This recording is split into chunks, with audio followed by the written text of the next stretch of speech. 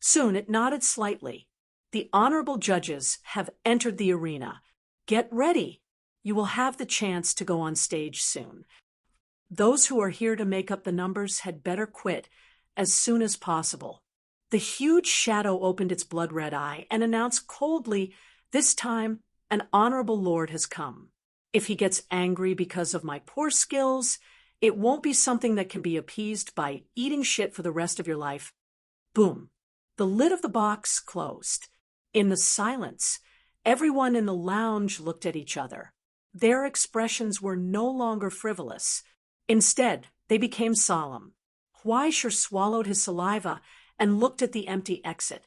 He hesitated for a moment and shook his head resolutely. Rather than eat shit-tasting curry for the rest of his life, he might as well die. He could only show his true ability. Huaisher's fighting spirit was ignited, but it was immediately burned away. True ability, my ass. He didn't know how to do it well at all. The door opened with a bang. A burly man in leather pants glanced around the room and picked up the number plate in his hand. Contestant 109, Contestant 89, Contestant 44, Contestant 88, get ready to go on stage. After the first batch of contestants left, the second batch of contestants was quickly called away, followed by the third batch. The fourth batch, the room became more and more empty. Huaisher became more and more uneasy.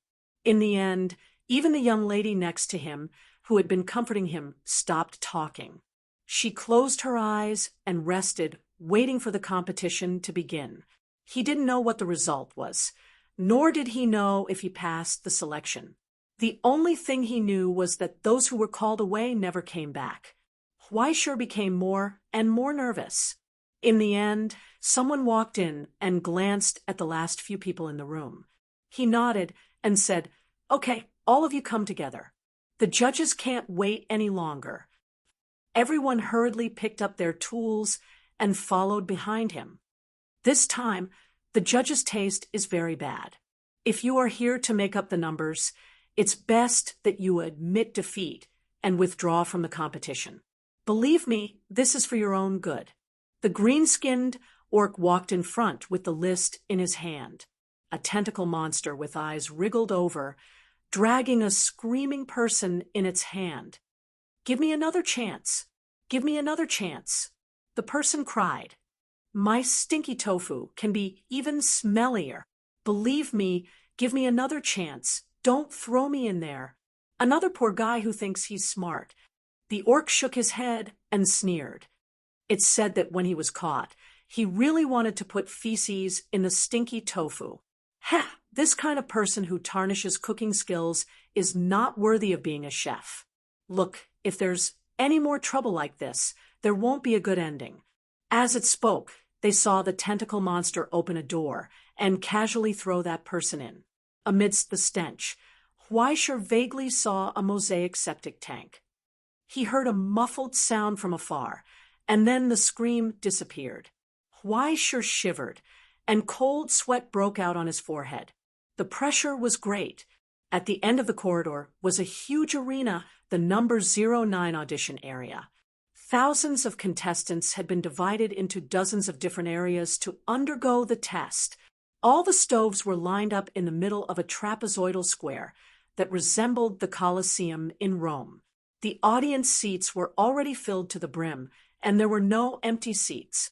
A thin layer of gray fog shrouded the faces of this group of visitors from hell and the border, hiding their shocking faces and identities.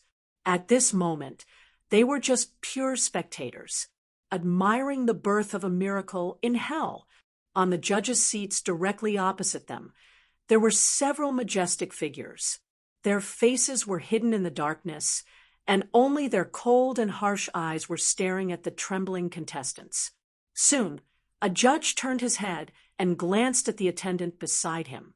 The attendant nodded, walked forward, and announced with his head held high, "The competition topic is dessert, regardless of type or style." The eight-eyed attendant said coldly, "Submit your work to the judges within 15 minutes. Otherwise, be prepared to meet the fate of the loser." Huaisher swallowed his saliva and looked at the contestants around him. Some of them were already trembling on their legs, while others were already full of fighting spirit. They pounced on the stoves, took out their tools and materials provided by the competition, and began to work furiously.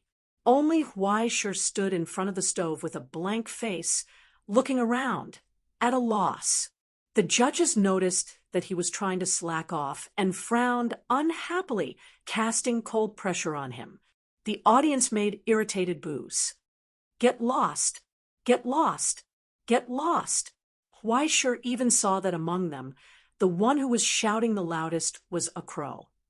"Damn it, you just want to see me unlucky, right?" Huaisher speechlessly withdrew his gaze and forced himself to calm down. No matter what, he was a person who had seen the world. He could not be frightened by such a small battle. But what kind of dessert was he going to make? He flipped through the materials provided by the competition. It could be said that there were all kinds of fruits, milk, chocolate, but each of them exuded a strange color and smell. It did not look like it could be made delicious at all. This was expected. After all, it was the Demon Chef competition. It was impossible to make something like Big Dipper's soul subduing noodles. He randomly took a bunch of things and threw them on the chopping board. Then, Huaisher was dumbfounded and did not know what to do. Fortunately, there was still a mobile phone signal here. Huaisher felt as if he had been granted amnesty. He hurriedly searched for a recipe on the spot. Some sharp-eyed audience saw his screen, and the boos became louder. And just when Huaisher was in a hurry, someone had already submitted a work. In a short 3 minutes, the goblin who held his head high had already laughed loudly, picked up the plate, and proudly glanced at the other stunned contestants. "Legacy, Legacy, do you know? This competition, our green hair poison wine will definitely win." After that, he opened the plate and introduced it to the judges. "Please taste wine fermented tremella." On the plate, in 4 small bowls, crystal clear tremella floated among the attractive fruits. It did not look rotten at all. There was a faint fragrance, which simply made people's appetite move. The audience who bought luxury packages could even synchronize their sense of smell and taste with the judges. They could even feel the sweetness in it. It was so tempting. When the small spoon was scooped into the mouth, a touch of sweetness burst out from the mouth and instantly occupied the tip of the tongue. When this touch of tempting sweetness had not dissipated, the demon hidden behind the sugar coating revealed a hideous smile. Then, the terrible spiciness, bitterness, and indescribable stench exploded from every corner of the mouth like a bomb. The judges paused, raised their heads, and spat out a stinky poisonous gas. However, their expressions were not unhappy at all. Instead, they were full of surprise and straightforwardness. Wonderful!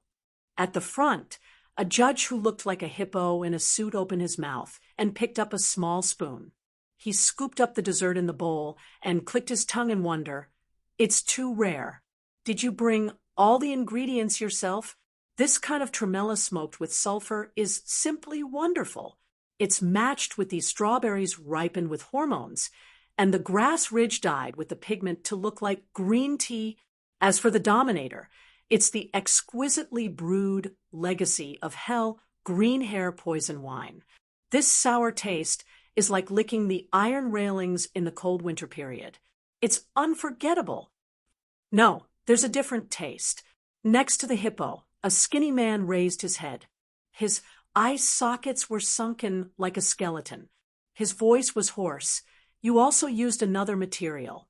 It's hidden, but in fact, it's the most important foundation of this dessert." The judges frowned as they thought about it. "It's oil." The goblin smiled and continued to stutter. "I used hogwash oil, the hogwash oil mixed with green hair poison wine." Under the direction of the black shadow, the goblin knelt on the ground in exhaustion. His face was pale, but he was still unwilling. I don't accept this. What right do you have to say that my food is heartless? He was so angry that he even stopped stuttering. I refuse to accept this. The shadow waved his hand slightly, indicating for the guards to retreat to the side. Soon, an indifferent attendant came forward and put down a plate.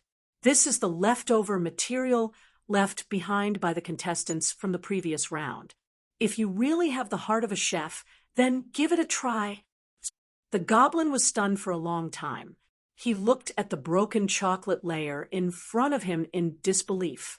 He couldn't understand how this thing could surpass his own work.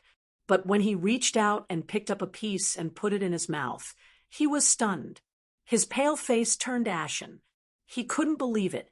As if he was struck by lightning, he seemed to have suddenly understood something. In his daze, a stream of blood and tears flowed down. Why? He looked up and shouted, "Why isn't my son my own? How am I not better than the goblin next door? God, why?" With blood and tears, he wailed and choked. He suddenly tore off his belt and wrapped it around the fence. Then he kicked his legs and hung himself on it.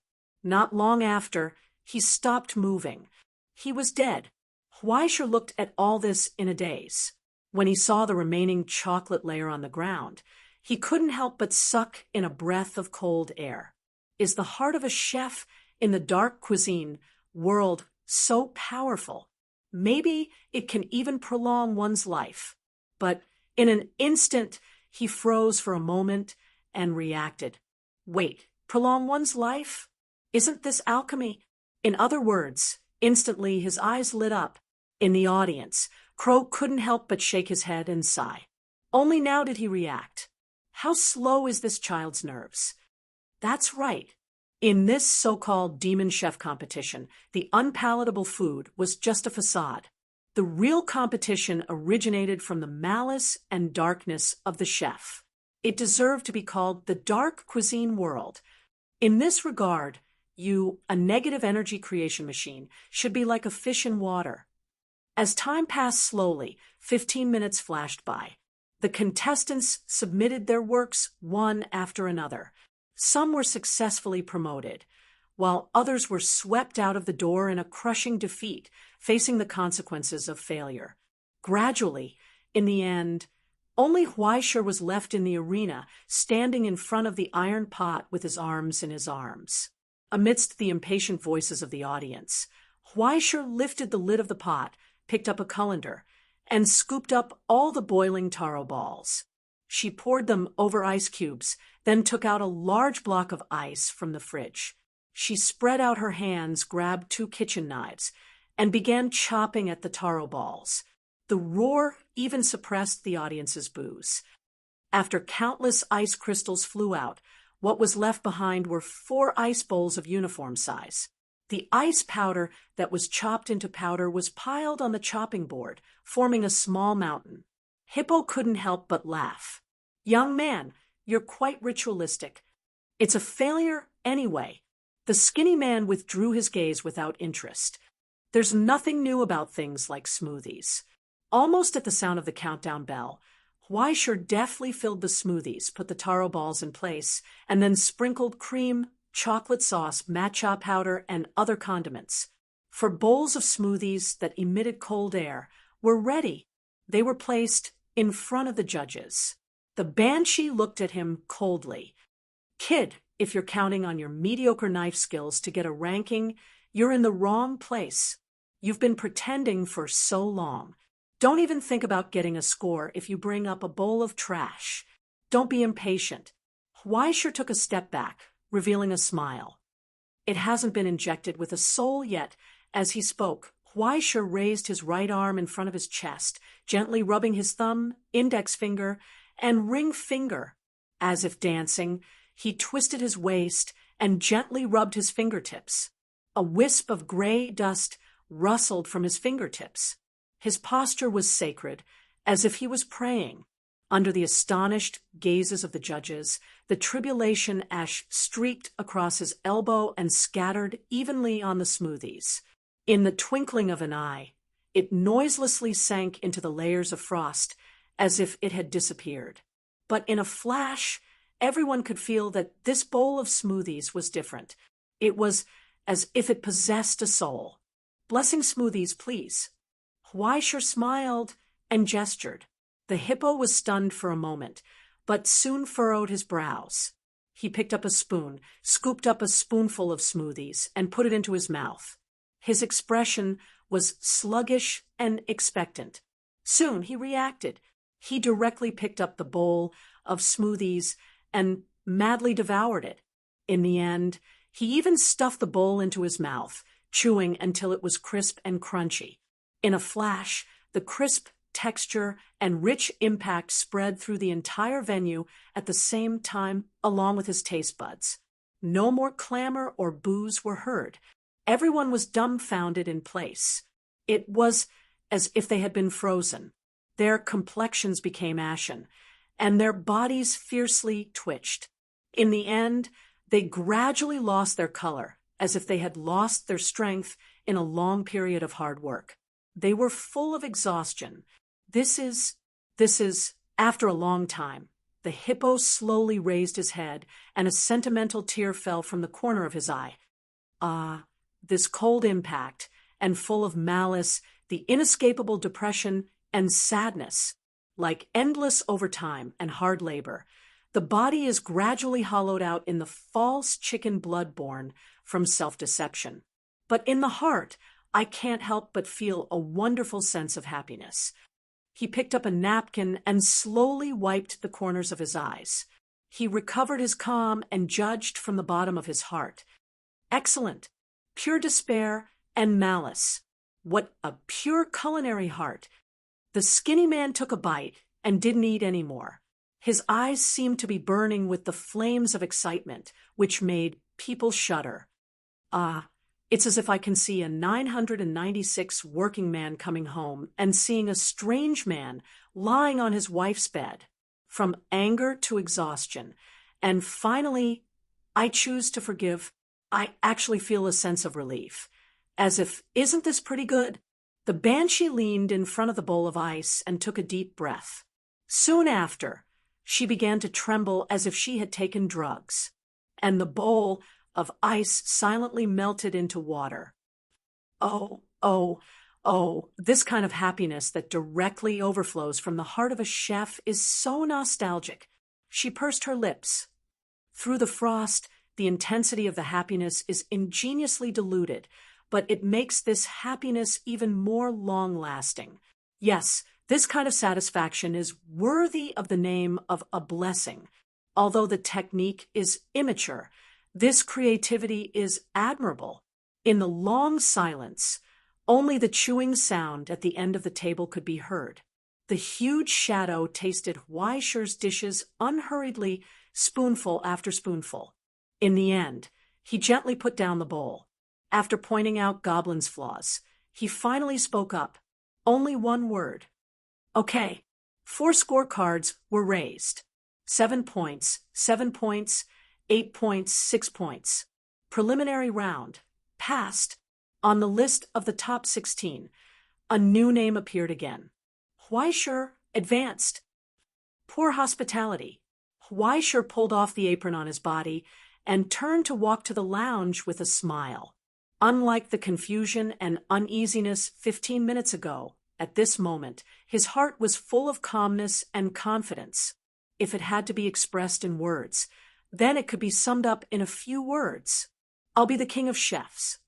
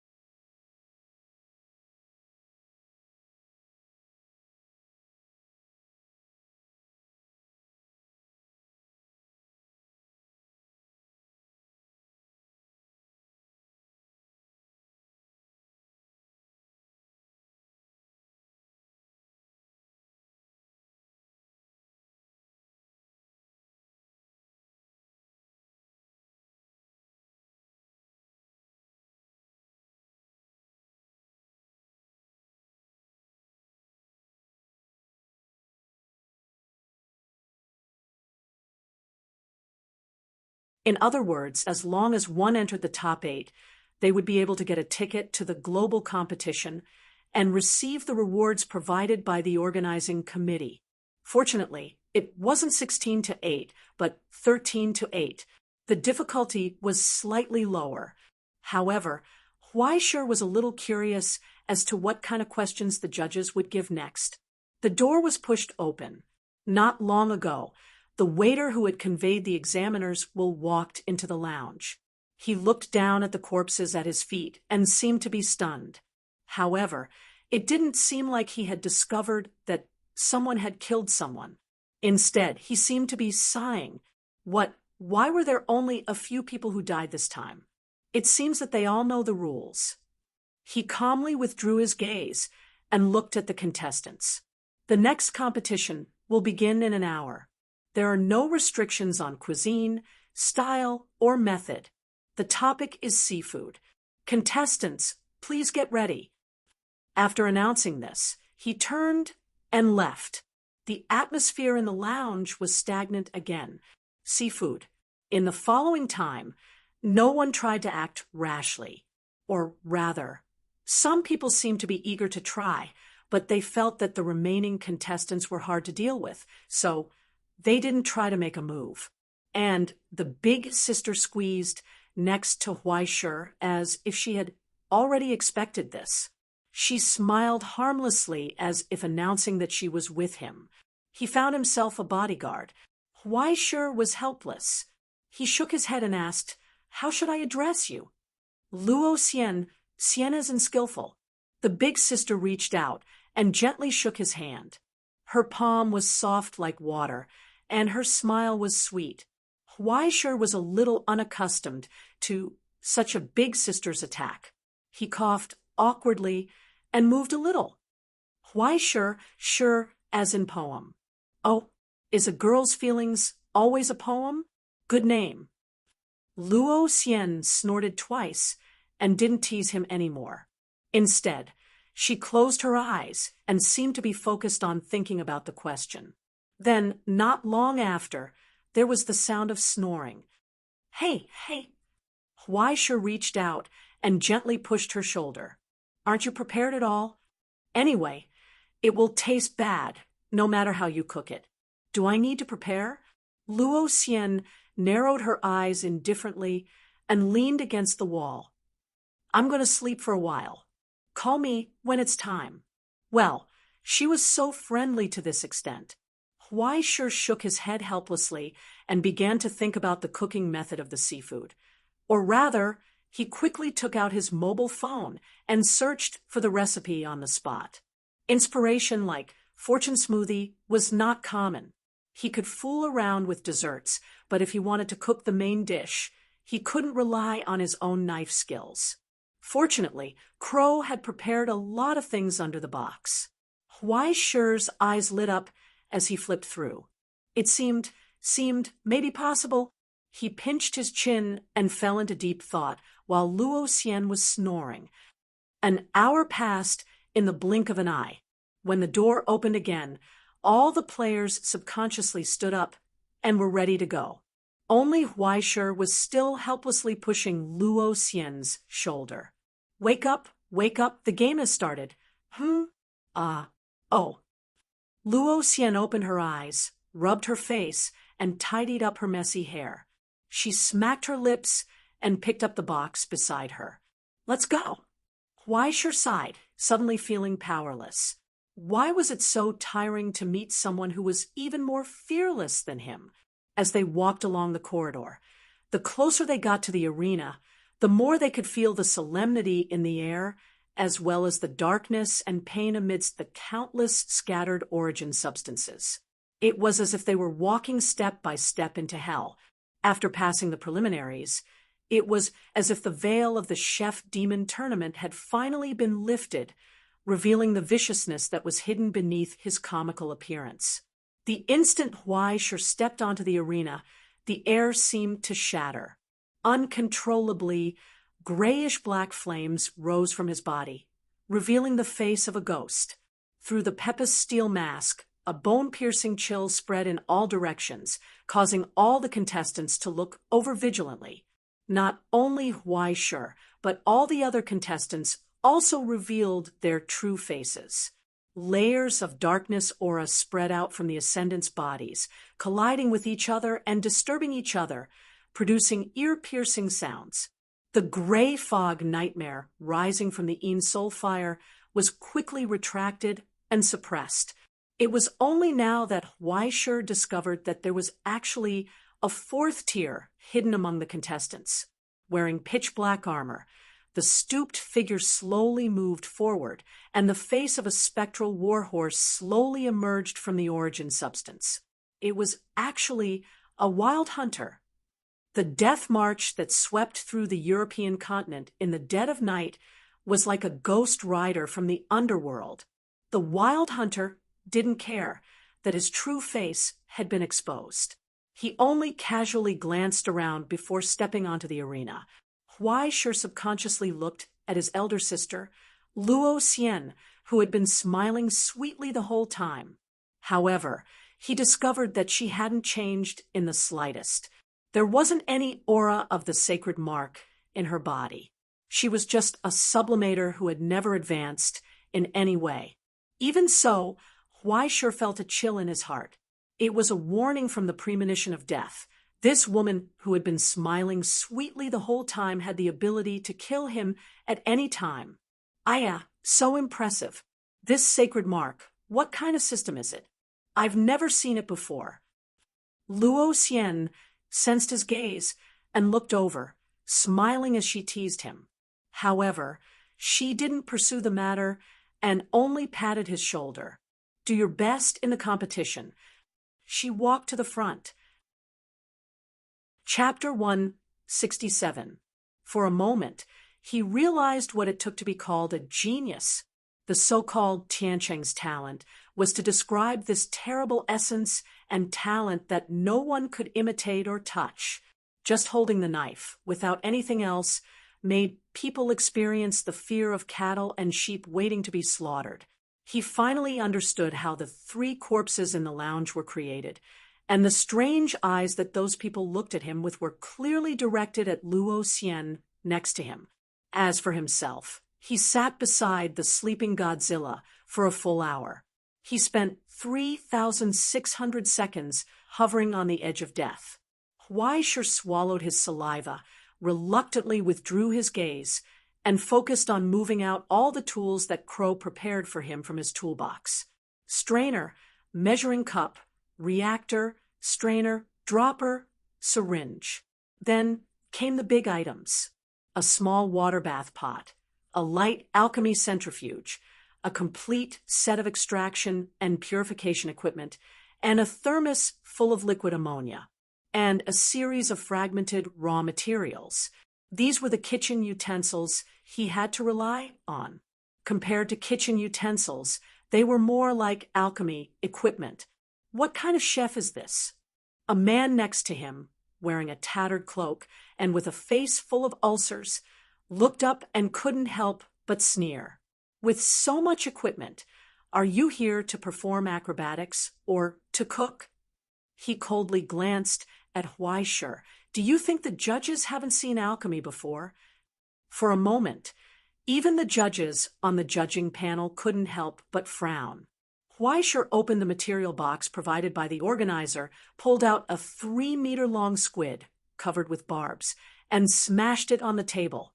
Hearing his words, he raised his eyes and glanced over. Don't be surprised. He raised his middle finger and asked, "Have you heard of molecular cuisine?" For a moment, not only him and the judges, but even the audience was stunned. What the hell, molecular cuisine? How fresh!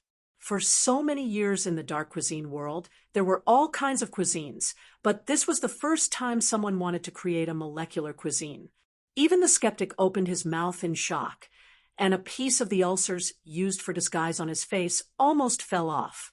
He immediately reacted and put the disguise on his face again. He just sneered and looked away. The competition continued, but today's competition was completely different from the previous one.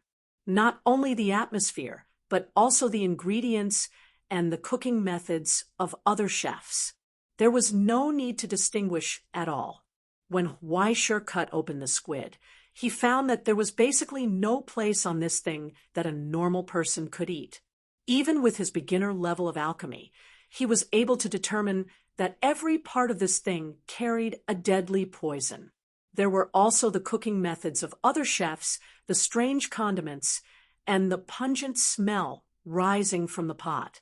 The rising flames illuminated the sinister grins on their faces.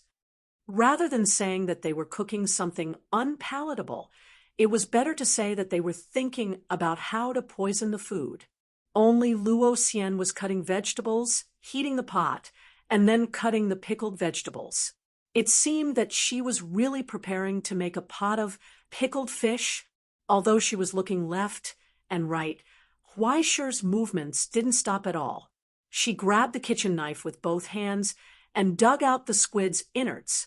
After a series of crackling sounds, she cut the squid into pieces. Then, he suddenly heard the sound of wind in his ear. Without hesitation, Weischer raised the knife in his hand and slashed forward. When the barb that flew over was cut down, he raised his head and looked at the source of the barb, the man with the ulcers. He was holding a fish full of barbs and looked at Weischer innocently. "Sorry, it was a mistake. Are you okay?" I'm fine." Weischer grinned. It was a mistake. His hands did not stop moving. He directly picked up a pair of pliers and stabbed it into the material box. He pulled out a strange water snake and slammed it on the chopping board. As he spoke, the knife fell and chopped off the snake's head. The strange snake's head flew up, still hissing and spitting out its poisonous tongue, opening its mouth to bite. Coincidentally, it flew in the direction of the man with the ulcers. My hand slipped. In Weischer's apologetic voice, the man with the ulcers dodged in a panic. The snake's head drew an arc in the air and fell into his boiling soup pot. A foul stench immediately rose from the milky bone broth. All his previous efforts were wasted. The man with the ulcer's expression suddenly twisted as if he wanted to attack, but he did not pounce. His expression only twitched, and he retracted his gaze. Obviously, under the eyes of the judges, the interference between the contestants was regarded as permitted behavior. It was better to say that the audience was happy to watch the contestants secretly fight to the death, but directly attacking the contestants was against the rules. Weischer raised his eyebrows. He felt that he had understood something, but he did not say anything. He continued to concentrate on preparing his work. After the squid was processed, the next step was the chili. He directly chose the devil pepper from America from the materials provided by the organizer. It was said that at the border, there were really border mutants who would grow this kind of spicy chili. And the one provided by the organizer was undoubtedly the best among them. Weischer chopped down with the knife and was already in tears.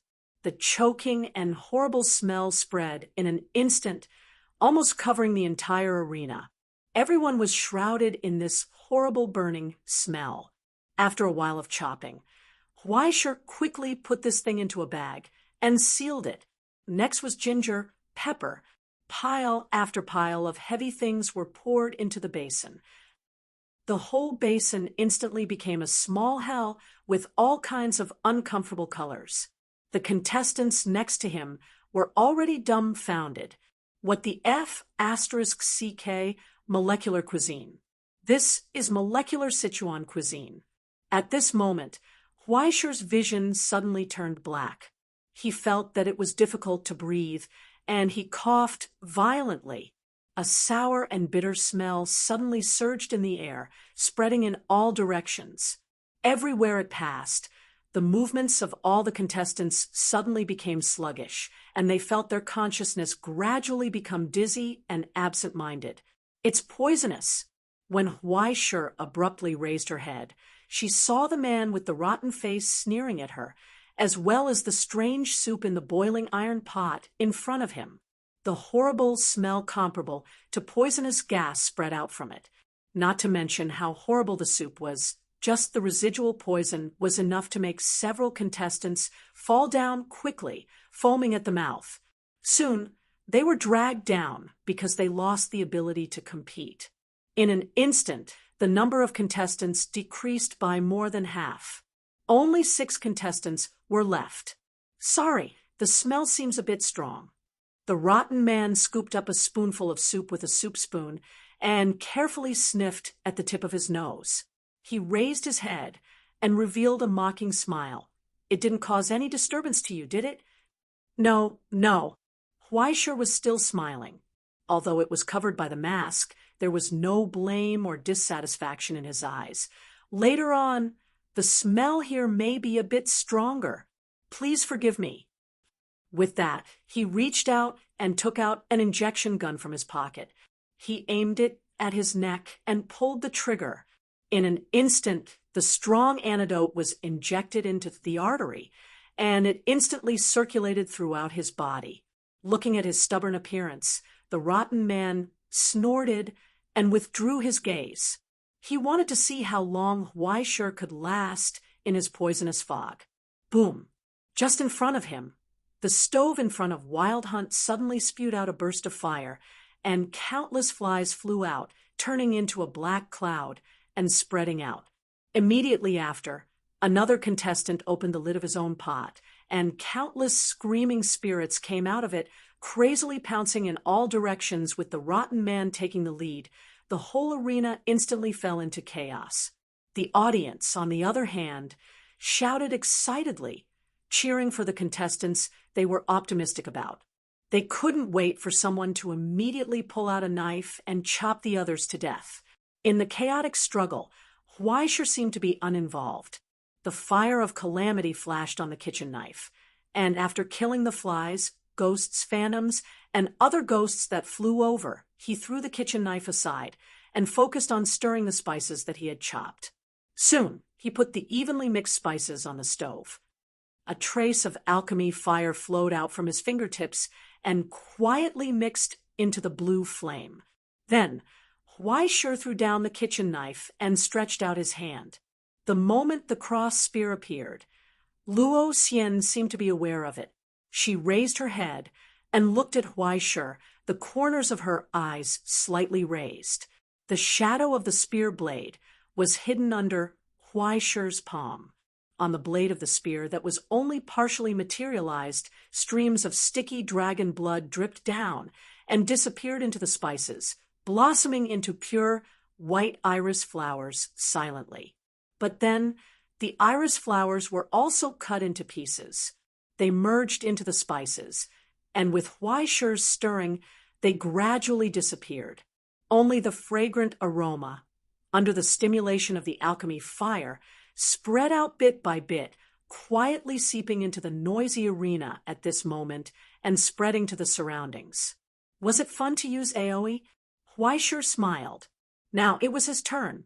He increased the firepower in his hand, urging more of the flower fragrance in the dragon blood. The sweet flower fragrance was so conspicuous among the countless stenches and pungent smells. When the sweet fragrance bloomed at the tip of the nose, all the contestants were stunned. Immediately, they felt an irresistible tiredness and sleepiness emerge from their bodies, especially the rotten man, who was taken care of by Huaishur. 80% of the fragrance floated to his place under his secret instigation. He staggered, and his whole body lay on the stove, twitching with difficulty. Half of his face was burned by the fire, and it was incomparably hideous. When he turned his head with difficulty, he saw a pink pig mask smiling at him. "Are you not feeling well?" Huaishur looked at him with concern. "Remember to see a doctor." After the burned ulcers peeled off, what was revealed was actually white skin and a beautiful side profile. Aware that her disguise was broken, she awkwardly climbed up from the stove and pulled up a tattered cloak to cover her face. Her eyes were full of coldness and anger when she looked at Huaishur. "Not bad, Auntie. Huaisher whistled. Your skin is so well maintained, you don't look like you're in your 40s at all. Bang! It was impossible to distinguish the sound of teeth grinding or the sound of a kitchen knife being crushed. Crunching sounds rang out, and the alluring aroma immediately became thicker and thicker. It was so tempting that it almost made people want to pounce on it and grab a skewer to eat.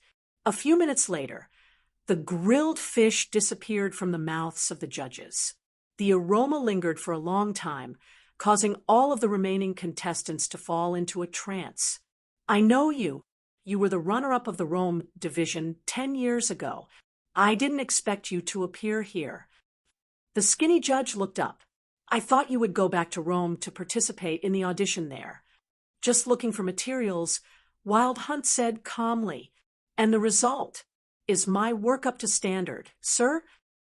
Perfect taste. This deadly illusion is concentrated in the fish. With the explosion of the fish roe, it brings a dazzling sense of depravity. Wonderful work. The skinny man nodded and praised. It seems that your attainments have improved. Congratulations. I hope you can achieve new results in the global competition in half a year. Wild Hunt nodded calmly and turned to the lounge. The second person to serve the dish was the Rotten Man. But just as she walked to the front of the judges' table, someone stepped in from the side and blocked her way. Sorry, I'll go first. Through the mask, Huaisher gave her a happy smile. She was about to say something, but Huaisher had already put the plate in his hand on the table. Her face twitched a few times, and she took 2 steps back. She didn't want to compete with Huaisher for the order. Then she saw Huaisher secretly raise his middle finger from behind. Her eyes instantly seemed to spit fire. She couldn't wait to chop this bastard to death. And Huaisher had already put the 4 dishes covered under the cover on the table. He took a step back and smiled at the judges. Please. Several judges looked at each other, reached out, and opened the cover. At that moment, everyone was stunned. The big stadium was silent in an instant because a bright golden light gushed out from under the cover, illuminating pairs of incredulous eyes. Light. It emitted light. Is there really a dish in this world that can emit light? Even Hippo was stunned on the spot. What is this? After I finished, I saw that there was still time left. So I casually made an earth battery with copper, zinc, and other electrolytes. Huaisher calmly reached out and helped him lift the cover, showing him the set of earth battery and tungsten wire welded inside the cover. How is it? Are you surprised? Are you surprised? Hippo was stunned. After a long time, he couldn't help but laugh. For the first time in so many years, a contestant actually joked with him. It's delightful. He raised his head and laughed. Then he rubbed his belly and said with a serious expression, Contestant, if your dish disappoints me, I will personally place a curse on you. As he spoke, he looked at the video on the plate. It seemed to be a square of butter or something else. He could vaguely smell the subtle fragrance of flowers, but it was like a big piece of soap, so he didn't know what was going on. Under the light, he could vaguely distinguish that the outermost layer of gelatinous material was just a shell. It was a plate. The real food and delicacies were sealed inside. It's really a molecular cuisine. Hippo picked up the table knife and spoon and slightly knocked on the upper layer. A crisp sound was heard. Then a torrent-like spiciness gushed out from it, and in an instant it seemed to be suffocating. It was indescribably rich, but when he couldn't bear the intense stimulation and was about to cough, the spiciness suddenly turned into a refreshing flower fragrance, soothing the convulsing lungs and pain, gently pulling people into a drowsy and destitute dream. Curry! The judges were stunned. It's actually curry. As the spoon was retracted from the oil shell, it turned out to be a crystal-like frozen object. When the pale yellow meat jelly was cut open, A yellow-brown viscous liquid slowly flowed out from it. It was the Dan curry and the squid slices that had been smoldering until now. Once it came into contact with the air, it emitted a fresh fragrance like an explosion. Please enjoy the creative molecular cuisine, pigeon curry. Huaishir took a step back, took off his apron, and reported the name of the dish with a smile. Pigeon. The judges were stunned. There was no pigeon. And this wasn't a pigeon. It was clearly a maggot in the dung sea, not to mention the appearance of this yellowish-brown viscous curry and the squid tentacles wriggling inside. Just the stimulating smell was enough to make people retreat. This was no longer the level of purely unpalatable. It was the level of not wanting to eat it. No, in terms of dark cuisine, this point should be a plus. But the appearance was only the appearance. The essence should be the final. Since it was served on the table, the judges wouldn't refuse. Moreover, the people who were willing to serve as judges of the Demon Chef competition were basically lunatics who were completely bored after tasting all the beauty in the world, or lunatics who were no longer satisfied by the positive energy feedback and went to the abyss to seek forbidden experiences. In this world, no matter if it was forbidden drugs, love, war, or any other meaningful or meaningless things, they couldn't touch them at all. Under their greedy desire, they threw themselves into the darkness, embraced the inhuman taboo, and bathed in sin to seek pleasure. The dish that Huaishir served was more to their liking. The premise was that the taste of this dish could surprise them. Otherwise, Huaishir would have to face 10 times the anger and curses, 100 times the unhappiness and punishment. I hope you can bring some surprises. The hippo took a deep look at Huaishir, picked up the spoon, and put the spoonful of fish jelly wrapped in thick curry into its mouth, chewing carefully. Then, all the judges were stunned in place. All the audience who synchronized their taste with the dish exclaimed in shock, because there was no taste. The aroma was clearly so stimulating and domineering, and it looked so spicy and terrifying, but once it entered their mouths, there was no taste at all. It was like drinking a mouthful of water. It was empty. No matter how they chewed and tasted it, they couldn't taste a single trace of taste. It was like eating plastic. It was tasteless. After a moment of hesitation, they ate another spoonful. There was still no taste. There seemed to be a little bit of a feeling, but the more they explored, the more they couldn't find any trace of it. What replaced it was a deep sense of loss and annoyance from not being able to find it after a long time. As they continued to chew, they seemed to hear frivolous whispers in their ears. "It's a promise. I'll definitely come. I'm already on my way. I'll be there in 5 minutes. If you don't come, you're a puppy." Those casual words reverberated through the origin substance. As the origin substance continued to be chewed, the words reverberated in the ears of those who had tasted it. In the end, they were completely enraged. "Enough!" The hippo threw down the spoon with all his might, glaring angrily at Huaishir. "Your arrogance ends here." In that instant, he choked and coughed. Along with the eruption of his anger, the horrifying spiciness contained in the curry and the complicated taste of countless spices swept through his entire mouth from the tip of his tongue along with his uncontrollable anger. It engulfed him like a tidal wave, causing him to be stunned on the spot. In his daze, he felt like he was surrounded by the sound of countless pigeons flapping their wings. Thousands of cooing sounds spread out from the mutated origin substance, causing him to feel dizzy. From the tastelessness of his resistance to the spiciness of his anger, when he tried to carefully distinguish the taste in his astonishment, the spiciness quickly transformed into a thick sourness, causing his gums to twitch. As he was being toyed with like this, he felt a deep sense of exhaustion. Even the taste of the frozen fish in his mouth became bitter.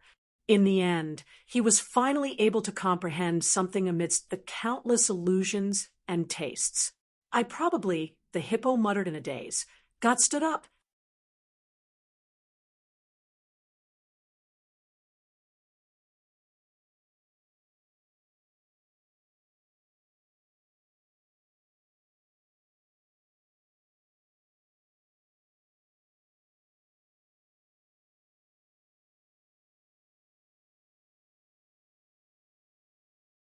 Chapter 169. I think, the hippopotamus murmured in a daze. God stood up. When he came to his senses, he looked down at the curry fish jelly that he had eaten 3 mouthfuls of. He abruptly raised the plate, opened his mouth, and poured the entire fish jelly into his mouth before chewing madly. Terrifying spiciness and fury erupted from his face again, burning his gray face red. Countless blood vessels appeared in his eyes. So it's tribulation, Ash. He identified the ingredients excitedly. It's tribulation, Ash, that gives me this uneasy feeling. I've never seen such pure tribulation ash before. Was it specially made for this dish? The skinny man said vaguely. There's also fury. This is a man-made fury, a pure fury, and killing intent. Blood. There's the smell of blood. The banshee inhaled the spiciness of the curry deeply, and her eyes glowed. Poisonous blood. A rare poisonous blood. It's of the dragon species. Oh, it hides deep sorrow and powerlessness, as well as an inescapable sense of death. What a familiar feeling. It's like the taste of my mother. It's so exquisite. It's irresistible. The skinny man grinned and greedily chewed the fish jelly in his mouth. With each bite, I can feel a strong sense of anticipation and an inescapable sense of loss, as if I'm wandering between gaining and losing. Is this the true essence of pigeon curry? The frenzied gluttony soon came to an abrupt halt in the silence. Only the black shadow at the back of the line continued to eat the curry on his plate without saying anything. In the end, he put down his spoon. In terms of skills, you're still lacking. No, I should say, you don't even look like a chef, do you? The black shadow slowly wiped his mouth and commented, creativity and ingredients have made up for your shortcomings. I can see that you have an excellent cooking heart and dark wisdom, and you have ample potential in the field of cooking. He paused for a moment, and there was no arrogance in his voice. Instead, he gave a careful evaluation. Although this dish doesn't have the right to be served in the main banquet of the abyss, it's still qualified as a snack. I'll give you 7 points. 8 points, the banshee chimed in. 7.5 points, the hippopotamus judged. 7 points, the skinny man said. And so, Huaishur passed the preliminaries and completed this competition perfectly. He also received an invitation to the international competition half a year later.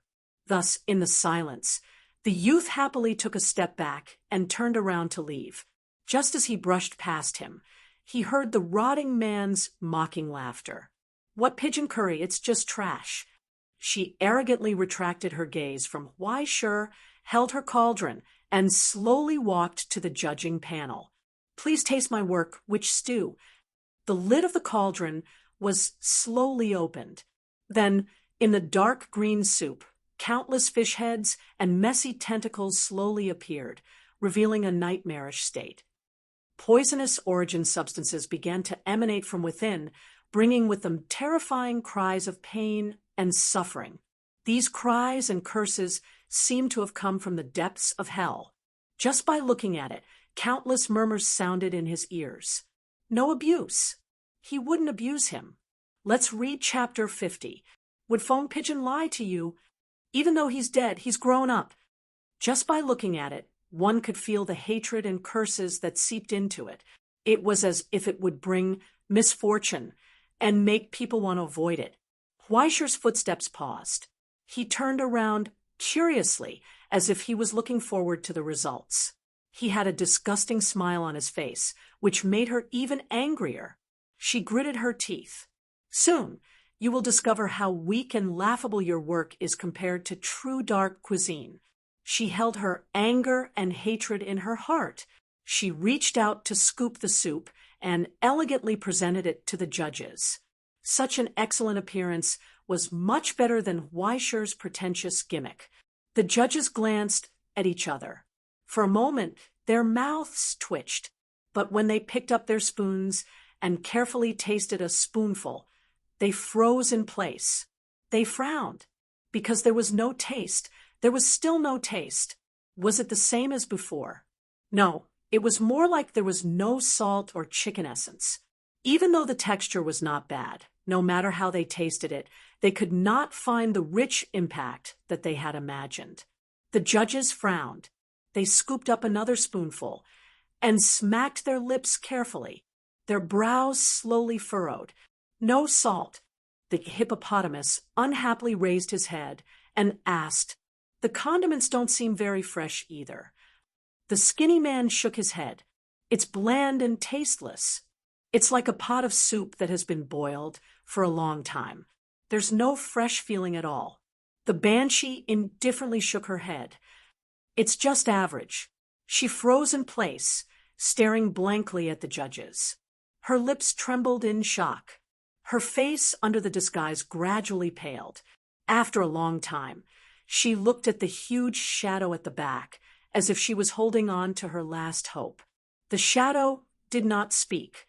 More accurately, after the soup was served, he did not touch it after smelling it. Sensing the contestant's gaze, the shadow coldly raised his eyes and glanced at her. "You lost." "No, how is this possible?" She madly rushed forward and snatched the bowl from the hippopotamus's hands. She drank a mouthful and felt the pain and taste of the rich impact of the resentment origin substance exploding in her mouth. She could not believe it. "I didn't make any mistakes. There were no problems with any steps. No, you were wrong from the beginning." The banshee mockingly looked at her and spoke the truth. "You were slow. You were one step too slow. One step was enough to determine the current outcome." The hippopotamus sympathetically shook his head. "You lost.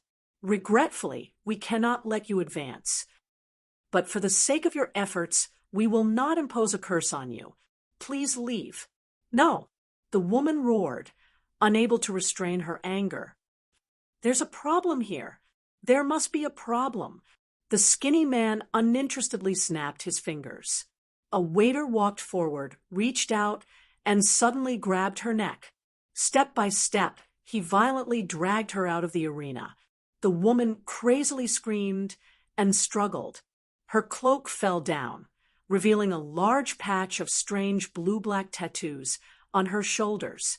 When she saw Weisher, she froze. Weisher was smiling, as if he had expected it. "I'm sorry." He shook his head in pity.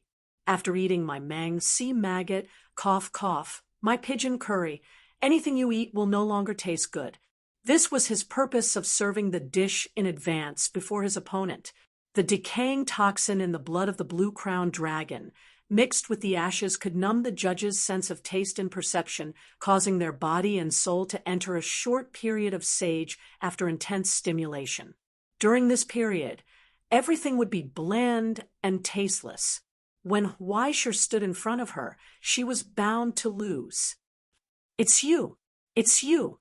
The woman crazily screamed, reaching out to scratch him, but she could not reach him. The waiter's speed increased. As if deliberately waiting for him to finish his explanation, he pulled her up and threw her out of the door that appeared in front of him. The door closed. The woman disappeared. Weisher raised her head and saw the judges with strange smiles on their faces. They did not seem to be angry about being tricked. Instead, they looked at Weisher with more praise and encouragement. Perhaps he had succeeded in promoting the theme of the Demon Chef competition's first place and second place in the competition. Wasn't the life and death struggle between the contestants the best program to eat? At this moment, he saw Luo Xian carry her and walk to the judges' table. Weisher was stunned. The words just now were not only for the defeated woman, but also to remind Luo Xian to wait for a while before presenting her work. But he did not expect her to be so confident. She actually served the dish directly. Even the judges were a little stunned. Commendable courage. The hippo nodded and praised. He looked down at the pickled fish in front of him and frowned. Then he poked at it with his chopsticks, and his frown deepened. Something seemed wrong. There was no sudden golden light. There was no soaring resentment. There was no strange fragrance spreading, no matter how he looked at it. It looked like a very ordinary pickled fish. He opened his mouth suspiciously and took a bite. Then he was stunned again.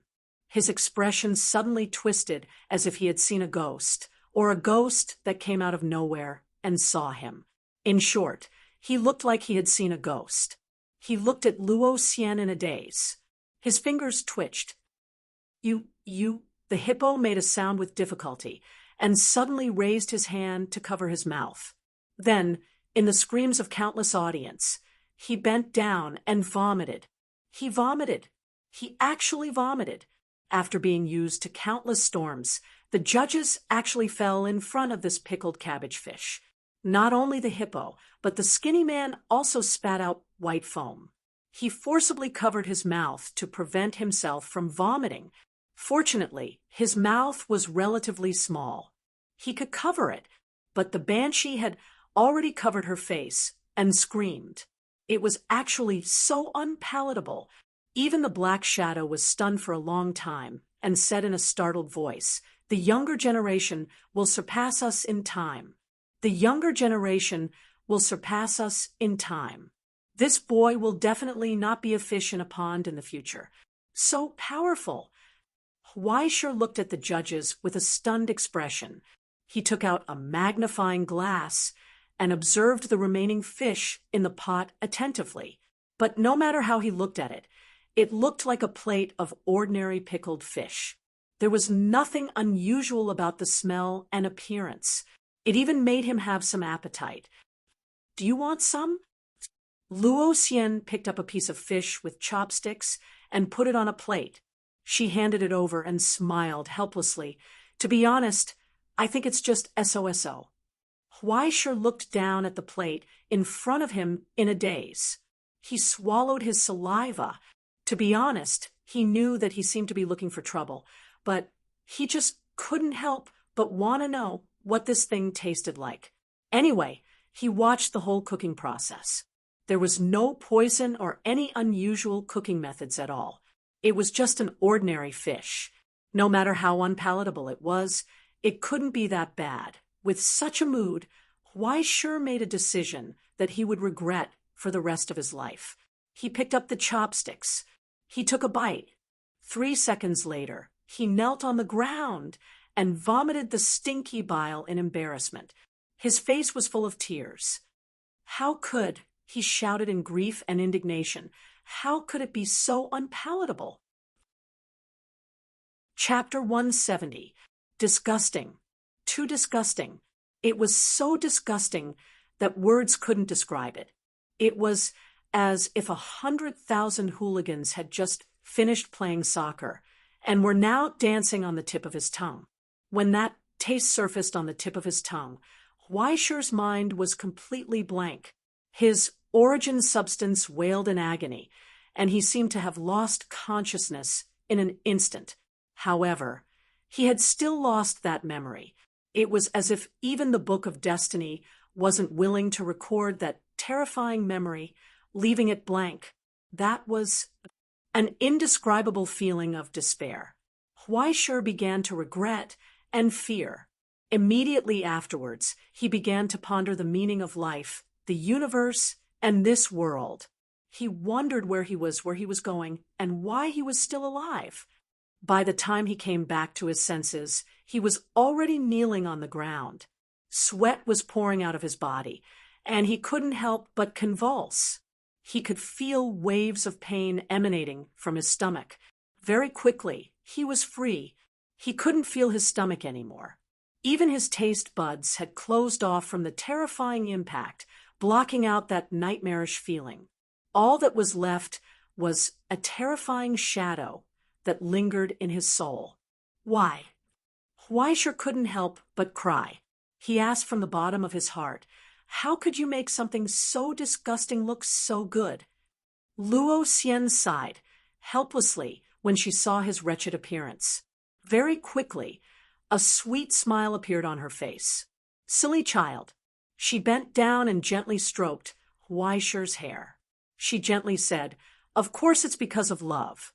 Yes, in this cruel world, apart from love, was there anything else that could make everything so beautiful? Love. This was the conclusion of the Chef Demon tournament. Love triumphed over everything. By the time Weisher completely regained consciousness, he was already standing on the podium. He was like a marionette as he received the invitation to the main competition in half a year from the judges. He felt as if he had just experienced a nightmare that he didn't want to recall. "Little brother, you really aren't afraid of death. What kind of damned thing did you eat?" The crow landed on his shoulder and asked curiously, "Your origin substance almost collapsed. You were almost turned into a vegetable by a dish." "Please don't say any more." Weisher begged, helplessly, "Don't remind me of the stupid thing I just did." All right, all right." Crow shrugged and sighed, patting his head sympathetically. "It's all in the past, isn't it? So I have to forget who pushed me into this pit of fire. To be honest, you can't be blamed for eating other people's dishes." Crow was about to say something, but under Weisher's dead fish eyes, he was speechless. Although he had received an invitation to the main competition, Weisher would not go even if he was beaten to death. It was said that during the main competition, even the high and mighty rancher would send a doppelganger to watch. Why would Weisher go? Sending food to the door. At that time, people would see that it was this little brother who killed many of my family members and ruined my business. I'll use him to cook for me. What about Weisher? He couldn't even run. He would obediently receive his reward and go home. Otherwise, he would really think that he was the boss of hell. Very quickly, the 3 contestants who had passed were brought to an office of the organizing committee. An attendant carefully opened the box of gifts from hell and took out 5 items. According to the rules of the competition, you can choose any one item. After the attendant finished arranging all the items, he retreated to the side, letting the contestants choose whatever they wanted. There was a bowl half filled with white ashes, a yellowed black and white photograph, a jar of seasoning, a small wooden bottle, and a small leather ring with 2 curly hairs growing out of it. It looked like a second-hand store clearing out goods. However, every single item emanated origin substance fluctuations that were either shocking or contained. Some of them were formed purely from origin substance. Without a doubt, these 5 items were all relics from the border. As long as the words "relics from the border" were attached, it meant that they were undeniably expensive and rare. If they had the ability to help people, the price would probably be even higher. From this, it could be seen that the Chef Demon competition's organizing committee was extremely wealthy. Weisher examined the 5 items one by one. The most precious item in the bowl of white ashes wasn't actually the bowl. The bowl was just a container. What was frightening was the dozen or so grams of bone ashes that contained a strange aura. The bone-deep pressure and cold aura proved the value of this pile of bone ashes. Even though he didn't know what it was used for, it was probably an indispensable material for alchemy creations and curses. That yellowed photograph was purely an illusion. It didn't have a physical body. In other words, it was a curse that had been forcefully given a physical body by the leaders of hell, a curse that could be touched and picked up by humans. However, the instant one picked it up, the curse would probably wrap around them, right? However, what was even more precious than the curse was the fate that it represented. Perhaps the person who was given the curse would also receive some sort of fate that was passed down in hell. It was just like a treasure map. No one knew what the final destination was. The jar of seasoning was obviously a jar of seasoning. It was filled with all kinds of crystalline condiments, and a strange fragrance could be smelled from dozens of steps away. Then he could feel his origin substance begin to rapidly mutate. Weisher could only rejoice that the effects of his antidote hadn't expired yet. He couldn't recognize the wooden bottle. It was covered with patterns and spots that resembled human faces. Being stared at by so many distorted faces, Huaisher didn't feel good. As for the small leather band at the end, he couldn't tell what it was at all. Armband. Cyclops, Ojen's brother's garment. Crow calmly explained. The person who wears it will receive 1/10 of the Cyclops' power, but the price is that they will never be able to reproduce. Giant strength. Huaisher's eyes instantly lit up. This was a good item, a divine tool that purely increased attributes. Even the shortest Cyclops was at least 200 meters tall. Even 1/10 of his power would be shocking enough. As for the price of having no descendants, even though it sounded terrifying, there would probably be many people who would wear it for the sake of this tempting power. But why is the name so strange? Huaisher asked, does it have some sort of background story? No, almost every Cyclops can make an armband like this. There are actually quite a few of them in the modern realm and on the border. Crow laughed as if she was mocking him. All of this comes from an ancient tradition that the Cyclops have when newborns are born. What tradition? Are you sure you want to know? Crow's expression became strange. I'm not the one who wants to say this. If you want to say it, then say it. How can you keep me in suspense halfway through?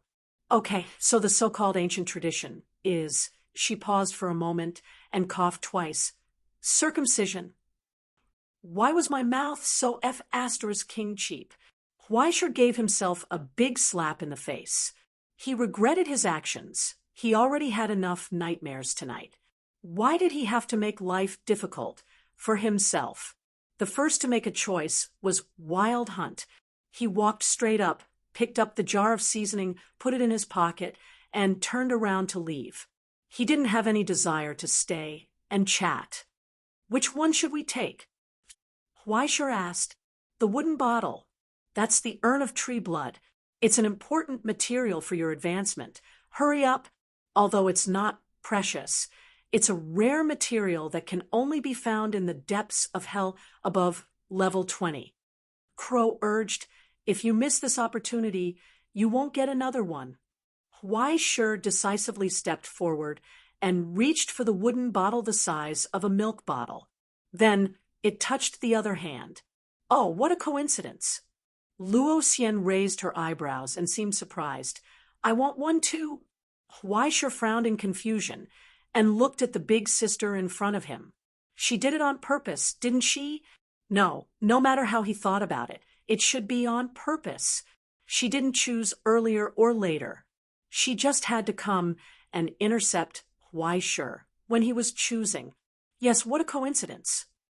Huaisher nodded, but didn't take back his hand. Instead, he looked straight at her through the mask. Can't you give it to me? I can consider it. Luo Xian smiled mysteriously. How about we make a bet? What bet?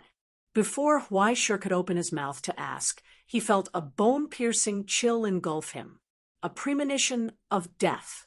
In the blink of an eye, he retreated 4 steps away and was ready for battle. Luo Xian didn't take the opportunity to take the bottle away. Instead, she retreated a few steps like him and looked around. Finally, her gaze fell on the mop in the corner of the room. As for what to bet, she slowly walked over and picked up the mop. With a kick, she broke the mop in the way, leaving a long wooden stick in her hand. The sharp stubble pointed straight at Huaisher's throat. According to the favorite rule between ascenders, let's have a match. Luo Xian casually carried the mop on her shoulder and tilted her head to look at him with a smile. The loser has to give up this thing. How about it? And the winner? Huaisher's expression became indifferent.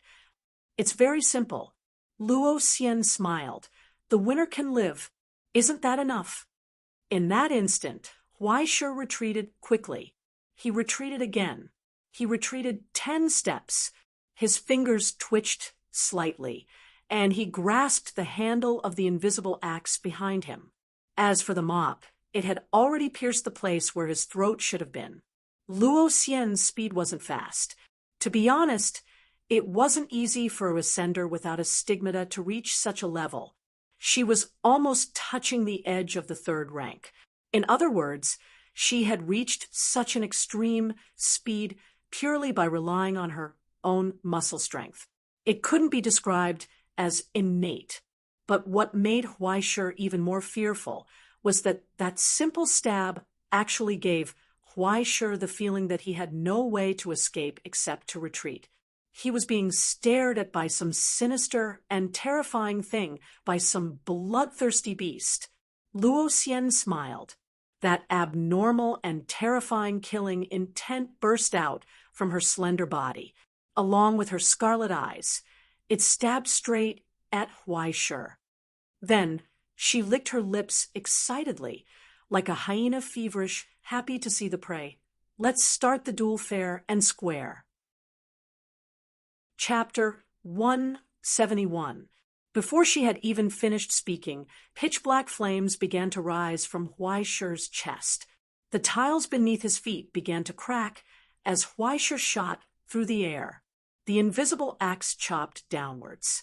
As if she could see the invisible axe, Luo Xian suddenly slid forward in a strange manner, barely dodging the axe's blade. Her ears twitched slightly, and a look of understanding appeared on her face.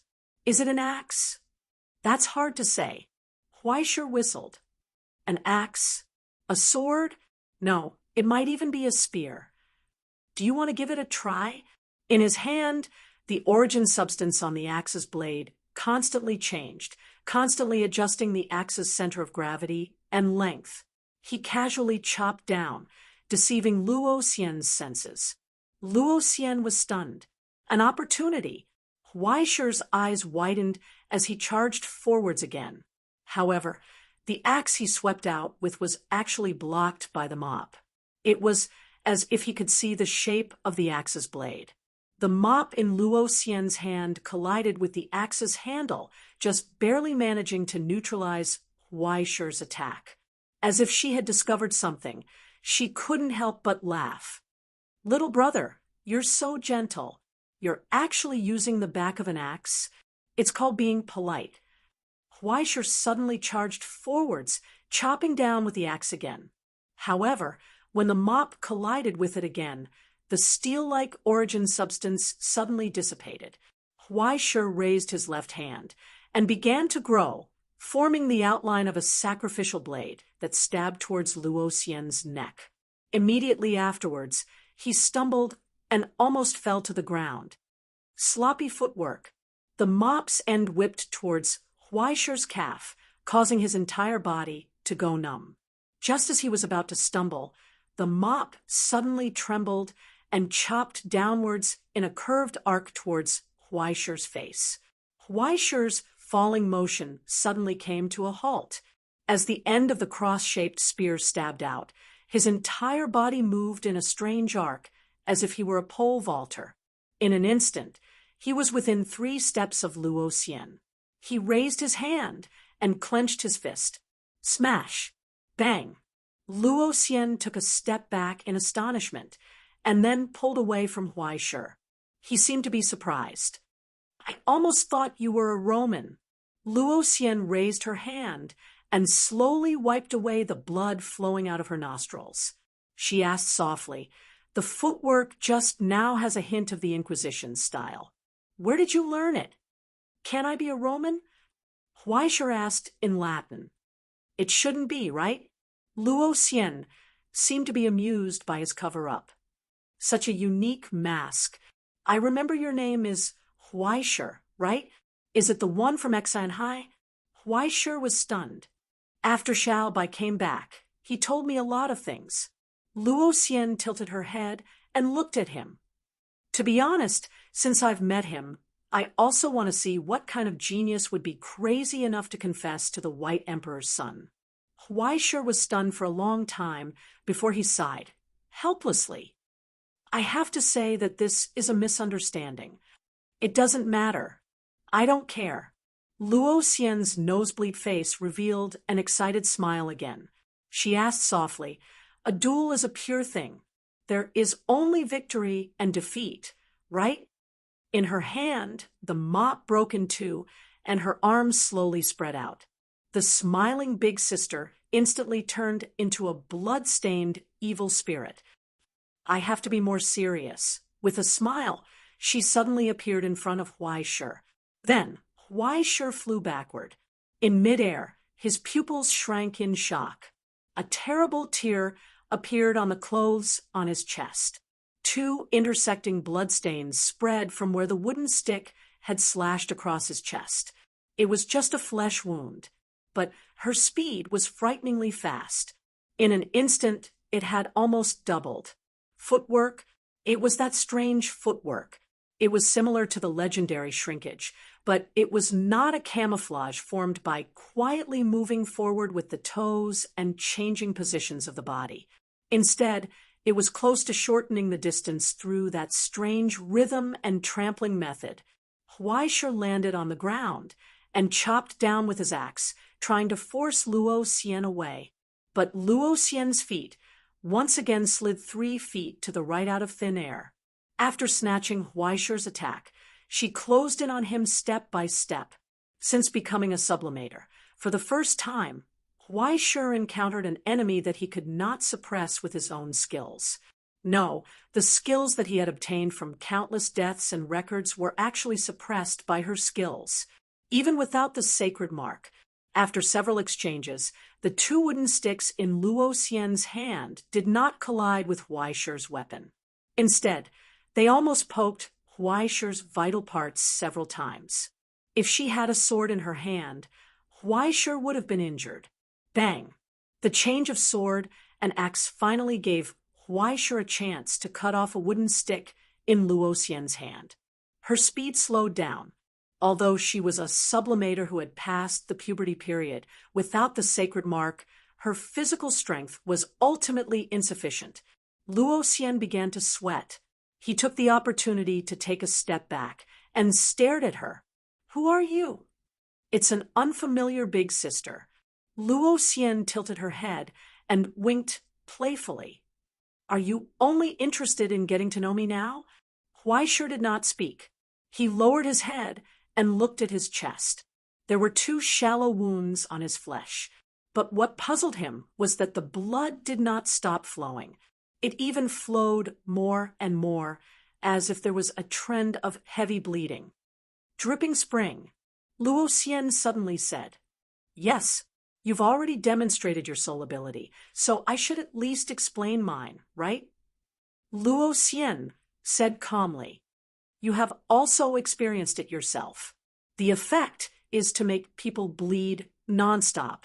So, if we want to fight a protracted battle, my side has the advantage. Is that so?"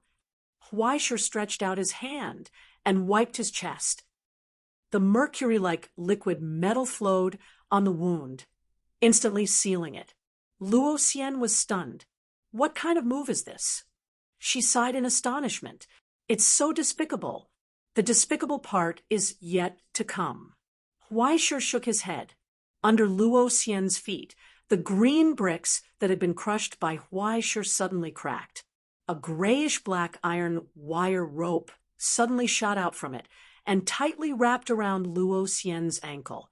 It stopped her for a moment.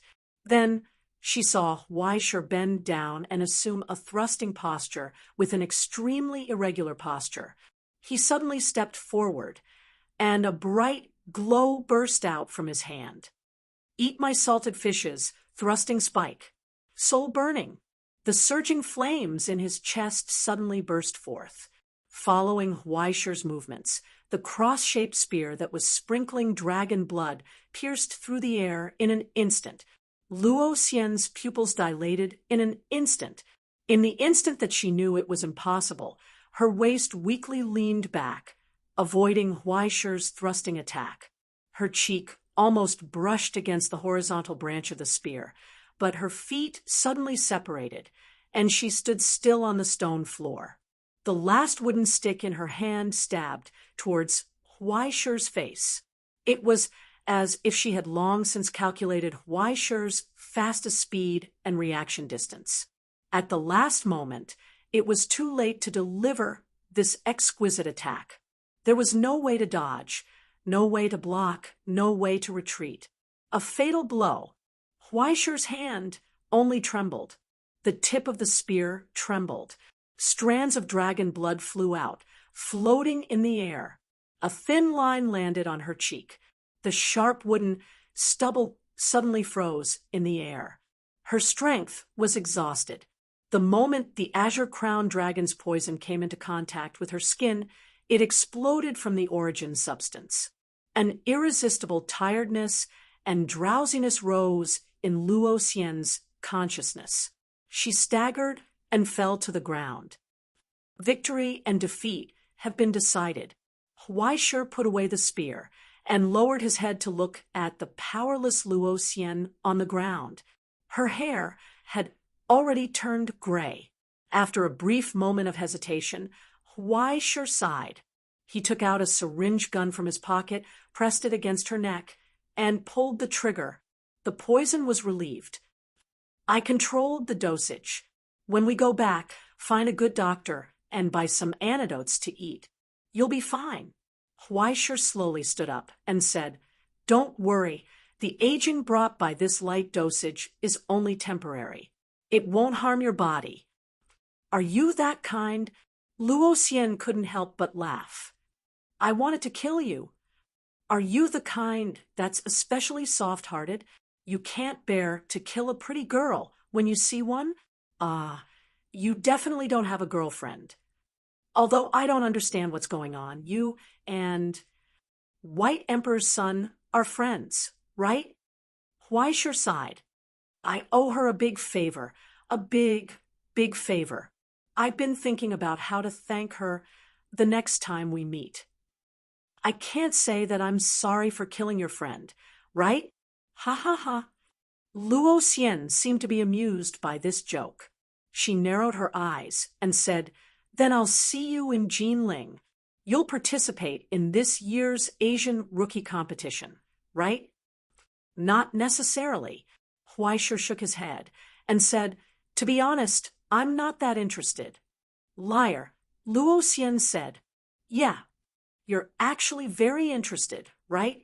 As if she could see through the young man's heart, the sly older sister snorted softly and said, Even if you say that you won't jump off a building when you meet an opponent, your hands will still itch. When you meet more opponents, your heart will itch unbearably. When you meet an enemy that's like iron in their bones, you will be uncontrollably excited, just like me. Otherwise, you wouldn't have such a cold expression on your face, would you? Luo Xian stared into his eyes and grinned.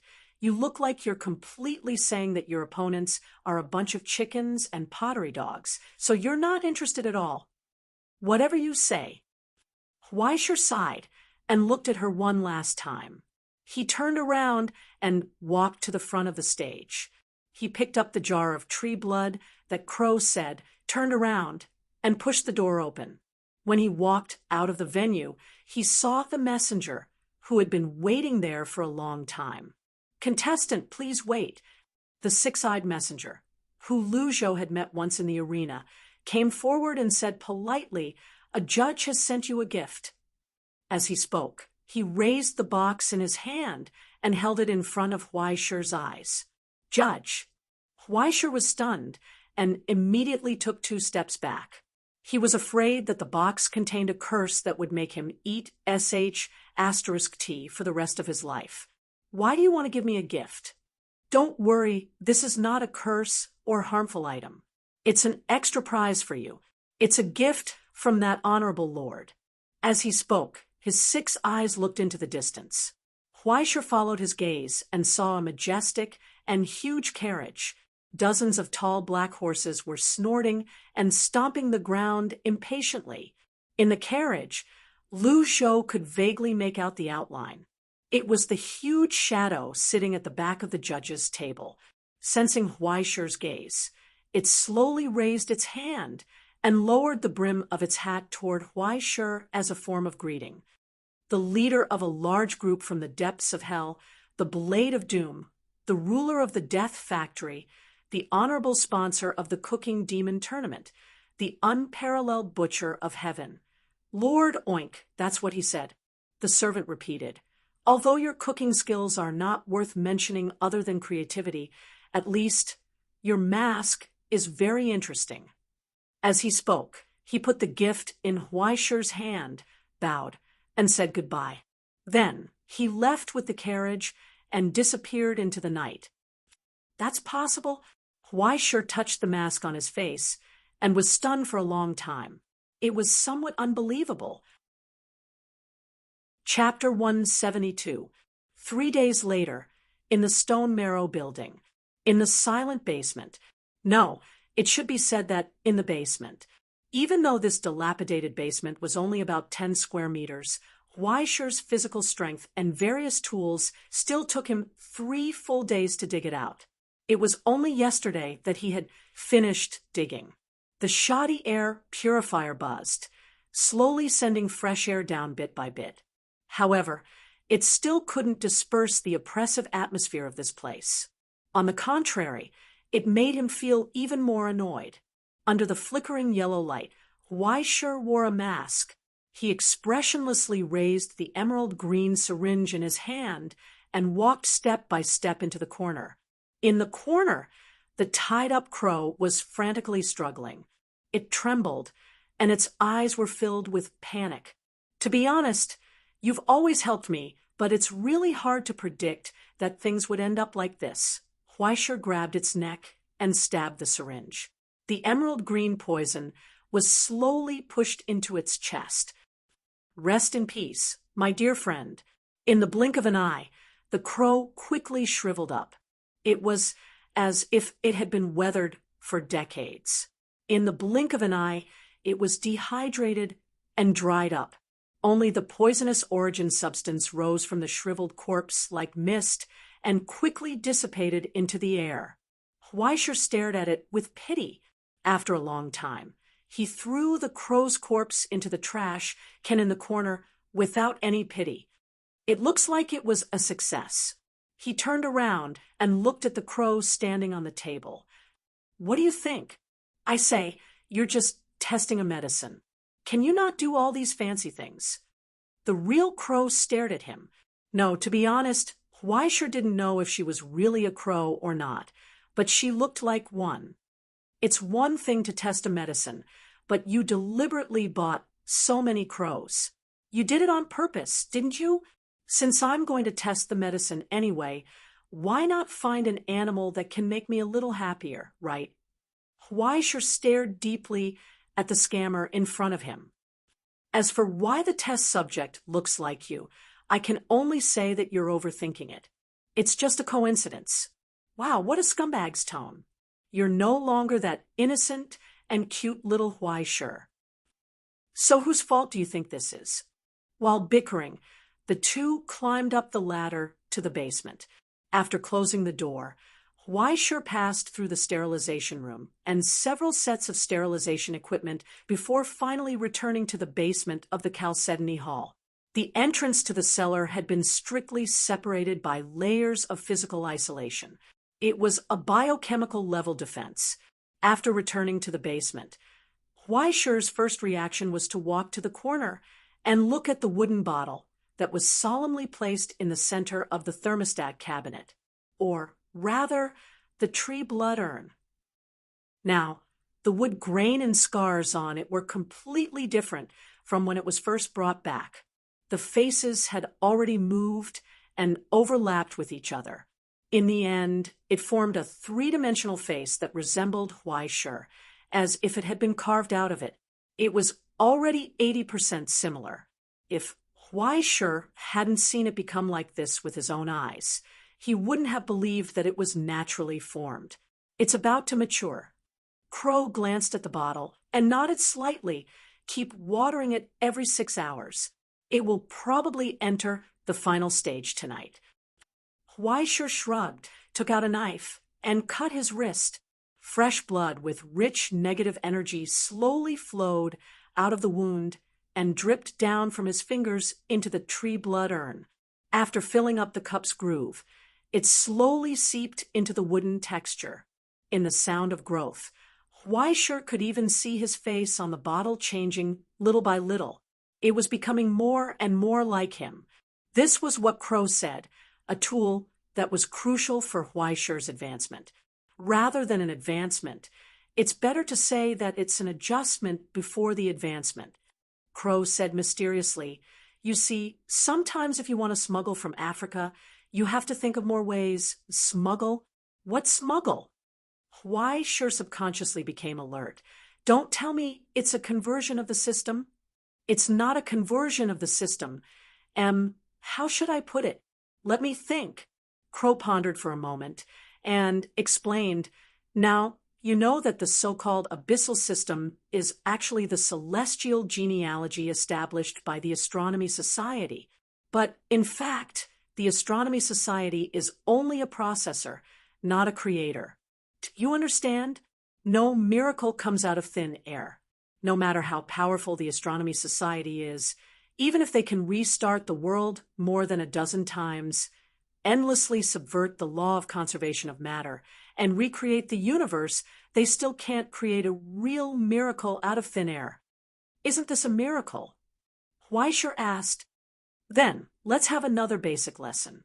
Crow paused for a moment and said seriously, "Strictly speaking, among scholars, the so-called miracle is not a supernatural phenomenon or an incredible thing created by the gods. It specifically refers to the changes above the laws of the world, the instructions, and the embryonic form of the phenomenon that directly overflows from the axis of the world.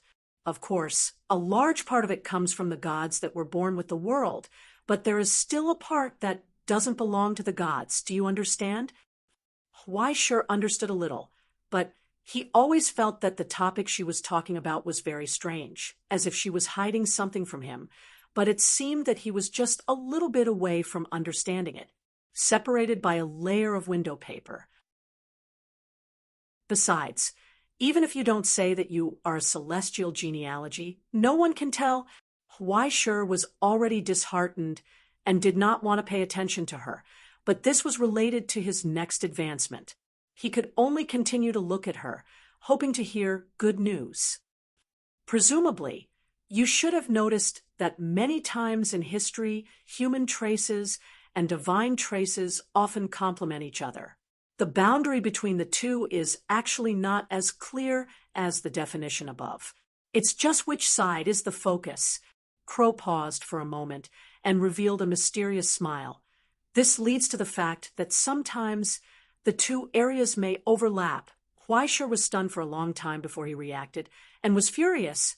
"Isn't this just AF * king traitor? Why are you saying it so harshly? Can an official traitor be called a traitor?" Crow said in a trembling voice. "This is called the FBI." Huaishir was speechless. "Ahem, what were we talking about?" "Oh, traitor." Crow continued.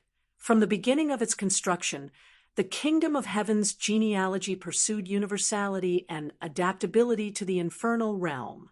Almost all of the origin codices of the 6 great genealogies were absorbed, and the power of the entire human race was gathered to create a copycat. Cough, cough. The construction was completed.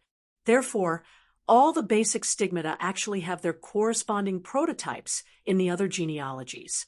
Of the 9 paths of ascension, 5.5 are reflected in the 6 major genealogies today.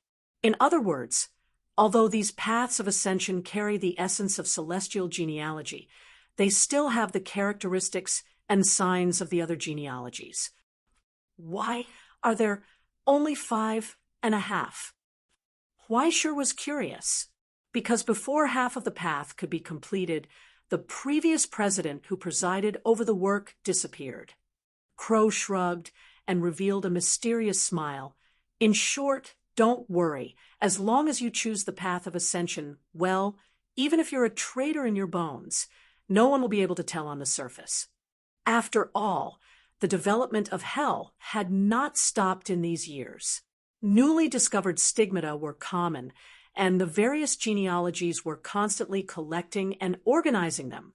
Moreover, the abyss genealogy was just a fallen one, and it was not a taboo. There were still many people wandering around, and no one was against it. Although the existence of the Book of Destiny was more important, as long as Huaishur could keep it a secret, no one would use it against Huaishur. After Crow's explanation, Huaishur finally relaxed a little. But there was nothing he could do. He was already in the car, and it was too late to jump out now. He only cared about what model Crow wanted to modify his illegal car. I've also been thinking about this problem these days. Crow sighed. After all, you'll be active in Dongsha and the surrounding borders for a long time in the future. Considering this point, and the fact that one of the paths of ascension of the Yin soul corresponds to the Dongsha genealogy, I decided to take matters into my own hands, letting you participate in the culinary demon competition and obtain the urn of tree blood was to prepare for this. Next, we just need to slightly adjust the structure of the Yin soul to the prototype of the path of ascension, and then we can consider the matter of ascension. Hearing her description, Huaishur was completely convinced. So this illegal car of the Yin soul could be modified and modified at any time. No matter what, we'll put on the Dongsha license plate first. Is that what you mean? Huaishur sighed helplessly and finally asked, which path of ascension is it? What kind of ascension is it? You should at least tell me, right? Oh, are you that impatient? I wanted to give you a surprise. Crow raised her invisible eyebrows and smiled. In Dongsha, stigmata Yin soul should be called ceremonial soul. People who have this miracle are given the mission of serving death. Its corresponding ascension is called mountain ghost. And in the celestial genealogy catalog, this path of ascension from Dongsha is called Heaven's Inquisition. Heaven's Inquisition? For a moment, Huaishur was confused by this fashionable name, but then he reacted. Wait a minute. He widened his eyes. Mountain ghost, isn't it a woman? Crow didn't say anything, just looked at him. She smiled. Chapter 173. Mountain Ghost came from Chu Ci, 9 songs. In essence, it was a sacrificial song for the mountain ghost. From this point of view, as an ancient legend, the mountain ghost could be said to have a long history. But the problem was, isn't she a woman? Huaishur widened his eyes. Young man, don't generalize. Crow sighed helplessly. You can't assume that all mountain ghosts are women, just because one person wrote that the mountain ghost is a woman, right? After she finished speaking, she couldn't help but mutter, although it does take up a large part of it. You already said that it takes up a large part of it. Huaishur widened his eyes and took out his phone to point at the text. And no matter how you look at it, the mountain ghost should be a kind of god, right? Isn't the lowest level of this kind of sacred mark at the 5th level? The city god is also a god. Do you think that in the eyes of those guys above, they would treat the city god as a human? Crow sneered. I already said, don't generalize. Although in terms of origin, the mountain ghost is indeed endowed with divinity, it is only a demigod with divine blood and a natural soul. But the former is an intern with strong competition, and the latter is simply a temporary worker. Although it is true that the status is noble, at best, it is only at the level of a mountain god. Moreover, most of the time, the mountain ghost refers to the monsters and ghosts in the mountains, not limited to men and women. So, what are you thinking? Are you a cross-dressing boss? After listening to her explanation, Huaishur felt that something was not quite right. But recently, this guy's ability to talk nonsense had improved too quickly, and he couldn't keep up. He could only say that the devil was 10 times stronger than the devil. This woman was simply too evil. Seeing that Huaishur was frightened, Crow whistled proudly, spread her wings, and flew into the living room. She asked loudly, Old Fong? Old Fong? What are we eating tonight? Do you still have the big lobsters from the day before? Give me 2 more. Nonsense. You still want to eat lobsters. Where would I have the money to buy lobsters? Hearing her mention this, Huaisher thought of his empty bank balance and suddenly became furious. Tonight, I'll cook for you personally. I'll make you a bowl of prodigal woman. I've spent all my money and can only eat instant noodles for you. How about that? As he said that, he rolled up his sleeves and walked into the kitchen, ready to show off the dark cooking skills he had painstakingly honed. However, he was chased out by Fang Shu, who was fuming with rage. This was the first time. Young master, the kitchen is a place that brings happiness and joy to people. It doesn't matter if it's a little messy outside, but please don't bring those crooked things home. Old Fang's expression was solemn and serious, and his usual good temper was nowhere to be seen. This was the first time he had expressed his protest and displeasure at Huaisher's absurd behavior. Huaisher immediately cowered and shrunk his neck to receive the scolding. Crow nodded proudly on the side. Yes, that's right. Old Fang, teach him well. Children are always learning bad things. Just give them a beating. Also, Miss Crow. Old Fang raised his eyebrows and glared at them. Next time, please don't take the ingredients I marinated in advance to go with wine, and please don't instigate the young master to participate in such vulgar activities again. Otherwise, I will have to reduce your snack quota. Is this all my fault? I'm so innocent. Crow blinked innocently and was about to say something, but she couldn't help but look away under Fang Shu's gaze. She shrugged guiltily. I'll be careful next time, okay? Seeing that the two of them had made a promise, Fang Shu nodded with satisfaction and didn't say much. He turned around and brought out today's dinner from the kitchen. Today, I stewed hot and sour shrimp soup, made taco with the leftover chicken from yesterday, and served it with cheese and baked potato skins. The main dish is the Aztec-style pan-fried sole fish that I just learned with a little champagne. It's best to have a moderate amount. Uncle Fang took out 2 goblets and poured some for them.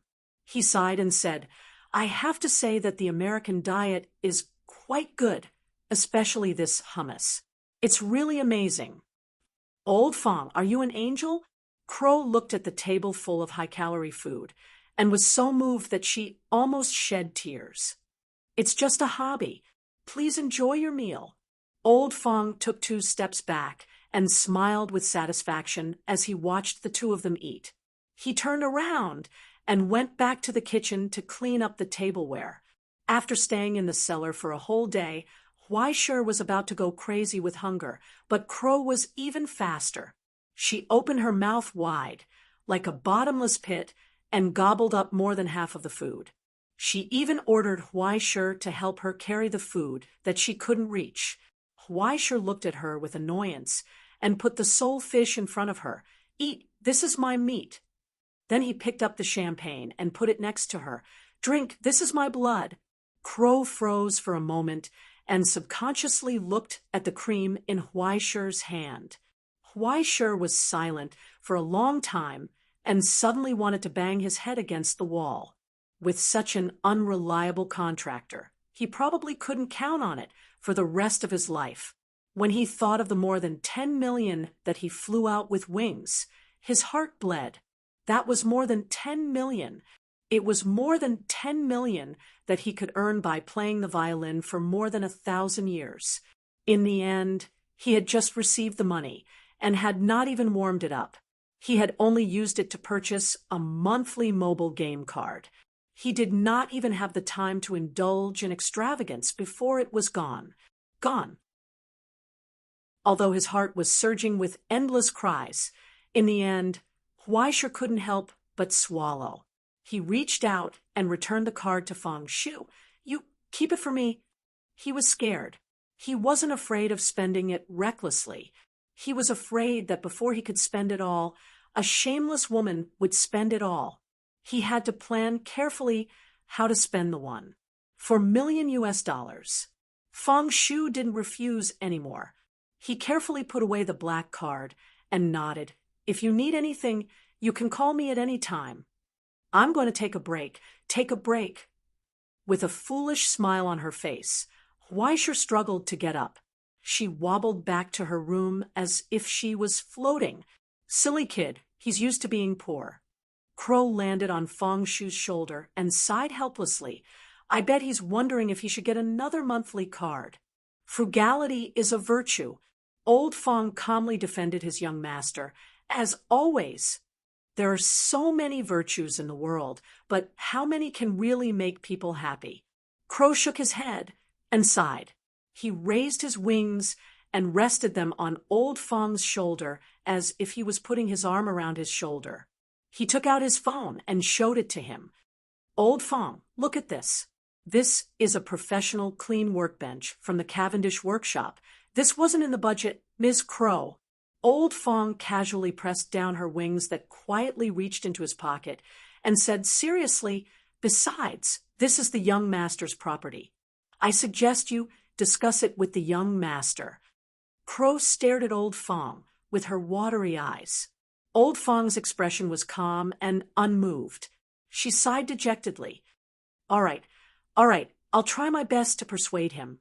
Every time I spend a little money, it's like I'm killing him. I bet his mind must be filled with thoughts of how to get his monthly card. I'm sorry I can't help you, but I've prepared another gift for you. With that, Feng Shu bent down, opened the drawer, and took out a small wool vest from between the knitting needles and a few balls of wool. He carefully picked it up with both hands and handed it to Crow. It was a pure white vest with cashmere inside, and a crow's head embroidered vividly on the back. I'm sorry to make you laugh. Feng Shu was a little embarrassed. It's getting cold recently, and I can't buy clothes for you on the market, so I made it myself. Old Feng, Crow held the vest for a long time and was moved to tears. You're really an angel, right? It's just a small hobby. The old butler smiled as usual and watched Crow leave. After a long time, he turned around and curiously looked at the game console in the living room. His expression became serious, as if he was facing a great enemy. Games? I don't understand. Are they fun? He scratched his mottled white hair and took out his phone. He somewhat awkwardly searched for related products, but in the end, his eyes were dazzled. Are these all of them in stock? All of them are in stock, dear. Chapter 174. At 11:40 in the evening, Weisher woke up from his dream as if he had set an alarm clock. He washed his face in his pajamas and pushed open the door to the basement. He went straight down the zipline to the basement. In the familiar stuffy heat, there was only the buzzing sound of the low-quality air purifier. Is it time yet? Weisher simply sat on the ground and stared at the big cauldron that was operating silently among the layers of steel in front of him. Or rather, it should be called a rune-sealed refining furnace. This thing that looked like a huge hot water bucket at a banquet in the countryside looked ordinary. Weisher had spent more than $3 million to buy it, and it was a second-hand product that had been eliminated from a regular alchemy workshop. In Crow's words, a brand new one could not be bought with $30 million, so he might as well buy a second-hand one that could make do with it. After all, it would be thrown away after one use. A one-time refining furnace. With such extravagance, Weisher could only hope that it would be worth it. Without the need for a clock, Crow listened to the low echo in the furnace. 5 more minutes. No one spoke in the silence. Apart from the buzzing purifier, there was only the faint sound of water dripping from the furnace. Different from other alchemy cauldrons, this furnace used hydroponics and cold refining methods. It used a special solution to fully atomize the materials and then coupled and extracted them at the molecular level. It sacrificed time and efficiency in pursuit of absolute stability and gentleness. In the words of the developers, no matter how flammable and explosive you used it to refine, there would be absolutely no explosion. There was absolutely no leakage, and it was absolutely safe. Weisher could only hope that what they said was true. Otherwise, once the stuff inside was leaked, not to mention the Stone Marrow Museum, the entire Qingxiu Mountain behind it would be at risk of being contaminated. Most of the things that the Ascendants researched were in this situation. They had to be extremely careful or extremely risky. The slightest mistake would create hell on earth. What was being purified, and purified, was an out-and-out fierce poison. According to Crow's recipe, using half of Huaishi's blood as the base material, it was like mixing wine. After going through hundreds of processes over 3 days and mixing in various materials, the Yin spirit's blood, that was full of pure negative energy, was completely transformed into a poison that contained all kinds of primitive malice and dark essence. Regardless of whether it was the most primitive formula for the plague or the essence of the wolfsbane, they were all contained within. Following that were smallpox, dengue fever, Ebola, and other terrifying plagues that had to be properly preserved in various biochemical laboratories. There were even various viruses and bacteria circulating at the borders. Throughout the entire process, Crow displayed a terrifying skill that was enough to win first place in the World Finals of the Demon Chef tournament. Huaisher still had nightmares when he recalled the scene of him carefully operating these things a few days ago. The things that he made to kill Crow for fun in the past 2 days were completely child's play in front of Crow. They were not even worthy of carrying Crow's shoes. And in Crow's work, 1/3 of it was to create this kind of fierce poison that mutated so fast that it could be counted in seconds. The remaining 2/3, however, were to use various methods to degenerate it, revert it back to its ancestors, preserve its most basic structure, and then force it into the most stable state of hibernation. It was like creating a demon and then forcibly turning it into a baby. If Huaisher could understand a little bit in the first 1/3, then in the latter part, he had no idea how Crow accomplished such an inconceivable miracle. And what is it for? Huaisher asked, putting in so much effort to build a skyscraper, and then bulldozing it, leaving only the foundation behind. Isn't it a bit of a waste of effort? Doesn't this prove that this foundation is enough to support a 10,000 feet tall building? Crow calmly said, as long as it proves this point, it's enough. Huaisher wanted to ask more, but he heard a crisp echo from the furnace. The long smelting process had come to an end. Go and turn off the air purifier and ventilator first, Crow cautiously said, just in case. Soon, all the electrical appliances were turned off.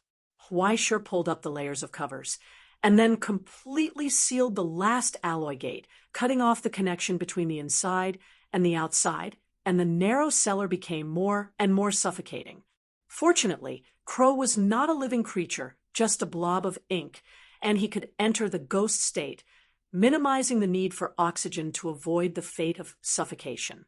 And as the layers of furnace doors were opened, in the midst of the sudden dispersal of atomized liquid ammonia and all kinds of liquid vapors, a test tube with sparkling water droplets slowly rose from the core. In the test tube, about 20 milliliters of blood had been purified to the point that it was colorless. It looked like a new type of normal saline, ordinary and unremarkable. In the cold liquid ammonia, it maintained a liquid state, but once it returned to normal temperature, it would quickly vaporize. At that time, the endless demons with infinite variables would occupy every corner of the cellar. If no one took the initiative to catalyze it, in about a few days, tens of thousands of viruses would erupt from it, as if they were rushing to the market, and completely turn this place into a forbidden zone. Are you ready? Crow looked back at him. Huaisher subconsciously took a deep breath, held his breath, and then slowly nodded. He carefully picked up the tweezers, and then opened the box beside him. Inside the box was one of the few prizes he had seen in the lounge. It was an ordinary-looking broken bowl with a handful of ashes in it. That was the gift he received from one of the judges of the cooking demon competition. Although he did not know what was going on, his taste in choosing a mask was very good. In Crow's words, it was something that was not very useful.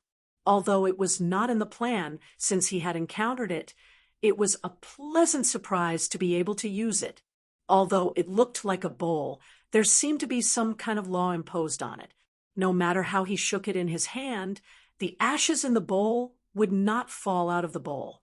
Even if it was upside down, it would still hover in the air in the bowl. It was as if it was bound inside. But this binding was extremely fragile. It could be broken with just a pair of tweezers. When Weischer's tweezers reached into it, countless ashes suddenly collapsed inwards as the tweezers closed. In the end, it became a speck of dust that was caught in the middle of the tweezers. The almost endless resentment and anger condensed into a single point. It was the essence of darkness that far surpassed the ashes of calamity. It was enough to throw Weischer's negative energy hundreds of thousands of streets away from the crystal of calamity. Weischer could not imagine what kind of fate an encounter would cause such a large scale of resentment and despair to remain after being burned to ashes. And now, as the tweezers moved and loosened, the speck of ash silently fell into the test tube. It merged with the virus that would cause endless trouble in the future. There was no resistance or abnormality, nor was there any rejection or resistance. The two merged as one, as if they had been born this way. As a result, the unconscious virus seemed to have been bestowed with a dark soul. Gray ripples appeared on its surface as countless colors rapidly changed. In the end, it turned into a pitch black that even the scorching sun could not penetrate. And so this is how it is. Crow quickly closed the lid of the test tube and let out a long sigh, as if a heavy burden had been lifted from his shoulders. Even though this kind of thing does not require much skill, doing it in this kind of environment without any protection is incredibly exciting. If there is even the slightest mistake, your house will explode. Can we find another place next time? Weischer wiped the cold sweat off his forehead. There are so many places on Qingxiu Mountain with no one around. Why did it have to be my house? Don't forget, the Stone Marrow Hall is equivalent to a semi-finished spirit coffin. With the old room here, it is like having a spirit coffin to suppress the spirit veins and spirit veins. At the very least, the purity of the origin substance can be guaranteed. Do you think that alchemy is like treating someone to a meal where you can just find a random place to set up a table and do it? Even if you are treating someone to a meal, you don't have to be so careless, do you? Crow carefully placed the test tube into a container covered in dry ice and nodded in satisfaction. Now we can begin to evolve the Yin spirit. As she spoke, she pointed at the mattress in the middle of the cellar. Her tone became charming, as if she was a late-night female broadcaster. All right, quickly lie down. Time is precious. Let's not waste it. Weischer rolled his eyes. As expected, expecting this woman to be more serious was a waste of time. Weischer lay down on his back and leaned against the pillow. He rolled up the sleeves of his pajamas and skillfully wrapped himself in rubber tape. Then he flicked his pale forearm and examined the protruding veins on it. Come on. He closed his eyes, not daring to look again. Don't take pity on me just because I'm a delicate flower. Crow was stunned for a long time. After a long time, she said with some embarrassment, Sorry, that joke is so old that I didn't react in time. Just hurry up, okay? Weischer was completely powerless. He lay flat on the ground, waiting for Crow's next transformation. If he had to explain it in a concise manner, it would be that he was preparing to perform a hemodialysis. That's right, this was Crow's plan, a shortcut for Weischer to evolve from an Yin spirit to a mountain ghost. The mountain ghost sacred mark in the kingdom of heaven was essentially the same as the Yin soul. It was said that the mountain ghost sacred mark was a miracle that was once confused as a god. Their innate ability lay in the fact that they could spread their attributes to their surroundings. The only difference was the medium through which they were created. spirits were created through origin substances, and after evolving, mountain ghosts would be able to obtain vitality that was completely compatible with plants in addition to their original origin substance. In reality, this innate ability was quite suitable for growing flowers and plants. However, unlike the druids' tree shepherds, mountain ghosts could not cause plants to grow or wither out of thin air. Instead, they could obtain and extract vitality through the circulation of vitality. To put it simply, after evolving, Huaishir would also obtain an affinity with plants, as well as the ability to imbue and extract vitality from plants to a certain extent. He was basically an expert at growing plants.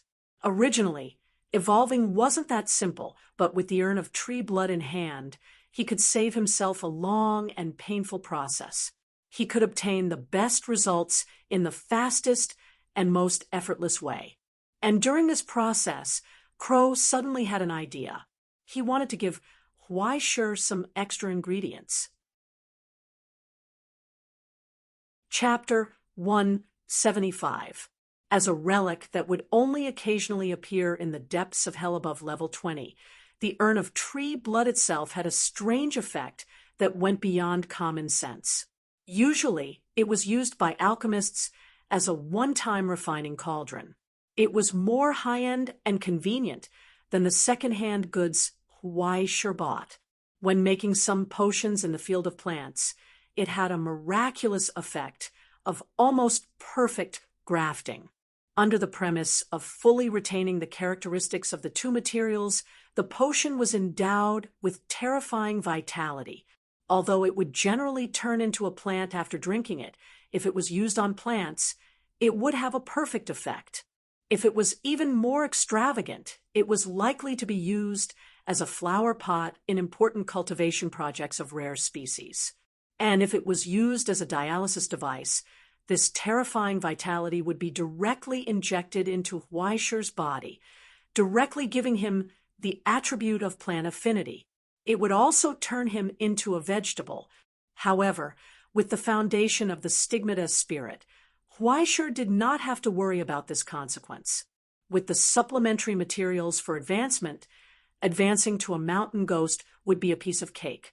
At that time, not only would he collect this surging vitality, but he would also directly raise Huaishir's starting point. It could be said to be killing two birds with one stone. Crow, on the other hand, had the idea that it was New Year's Eve. People were dead. People were here. It was not easy. He was still a child. It was for his own good. It was fine as long as he got used to it, and so on. He planned to go all the way and create a big mess.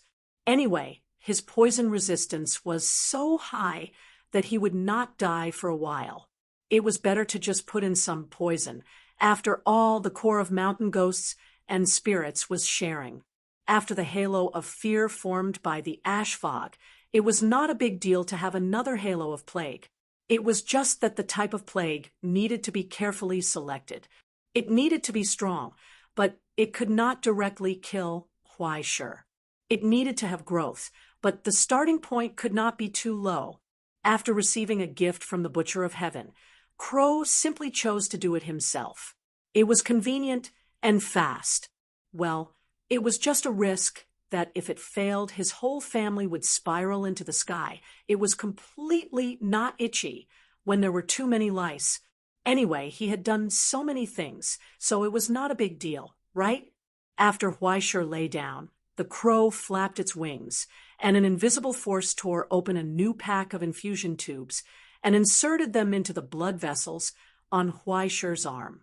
The other end, under the crow's gaze, was wedged deep into the tree blood urn. On the wooden shell, the face that was exactly the same as Huaishir's opened its eyes in an instant. With the infusion of blood, the eyes turned scarlet and moved nimbly. Its expression was stunned, and its lips opened and closed silently. "Oh my God, where am I?" Crow read Huaishir's words from his lips and helplessly shook his head. The origin substance is flowing normally, which means that it has already become a part of your body through your blood. Lie down properly and don't move around. She flapped her wings, and Huaishur, who was spasming on the mattress, lay down again. The viscous blood slowly rose from the bottom of the tree blood urn, bringing with it a hint of green. Just as it was about to fill up, another flexible tube was inserted into its left side. The connected dialysis machine began to operate with a low hum, extracting Huaishur's blood from the urn and injecting it into Huaishur's body. Huaishur felt like he was about to explode again. Why did it have to use so much blood? Just as this boundless vitality poured into his body like a tidal wave, Huaishur opened his mouth to roar, but he felt his face quickly go numb. When he reached out to touch it, the feeling from his fingertips was no longer the softness of flesh, but rather the roughness of wood with a large amount of fiber. He saw that on his hands, as the blood vessels protruded, the wood grains were quickly spreading. It's about to begin. Crow lowered her head and stared at Huaishur, who was slowly transforming. Hold on a little longer. Don't go crazy. Huaishur could not help but want to laugh. This degree of pain was completely common. Why did he still need to endure it? Soon, he found that what was more unbearable than the pain was the numbness and itchiness in his limbs and bones. And what was more terrifying than this were his wildly growing fingers and the aerial roots that extended from between his fingers. He was stunned and looked at Crow. His hardened vocal cords vibrated with difficulty, and he said, "I seem to have become a tree." Then he turned into a tree, a human-shaped tree. Ignorant and unaware, he maintained a look of shock. Click! As the flash lit up, the sound of the shutter spread, leaving Huaishur's dazed and frightened face on Crow's screen.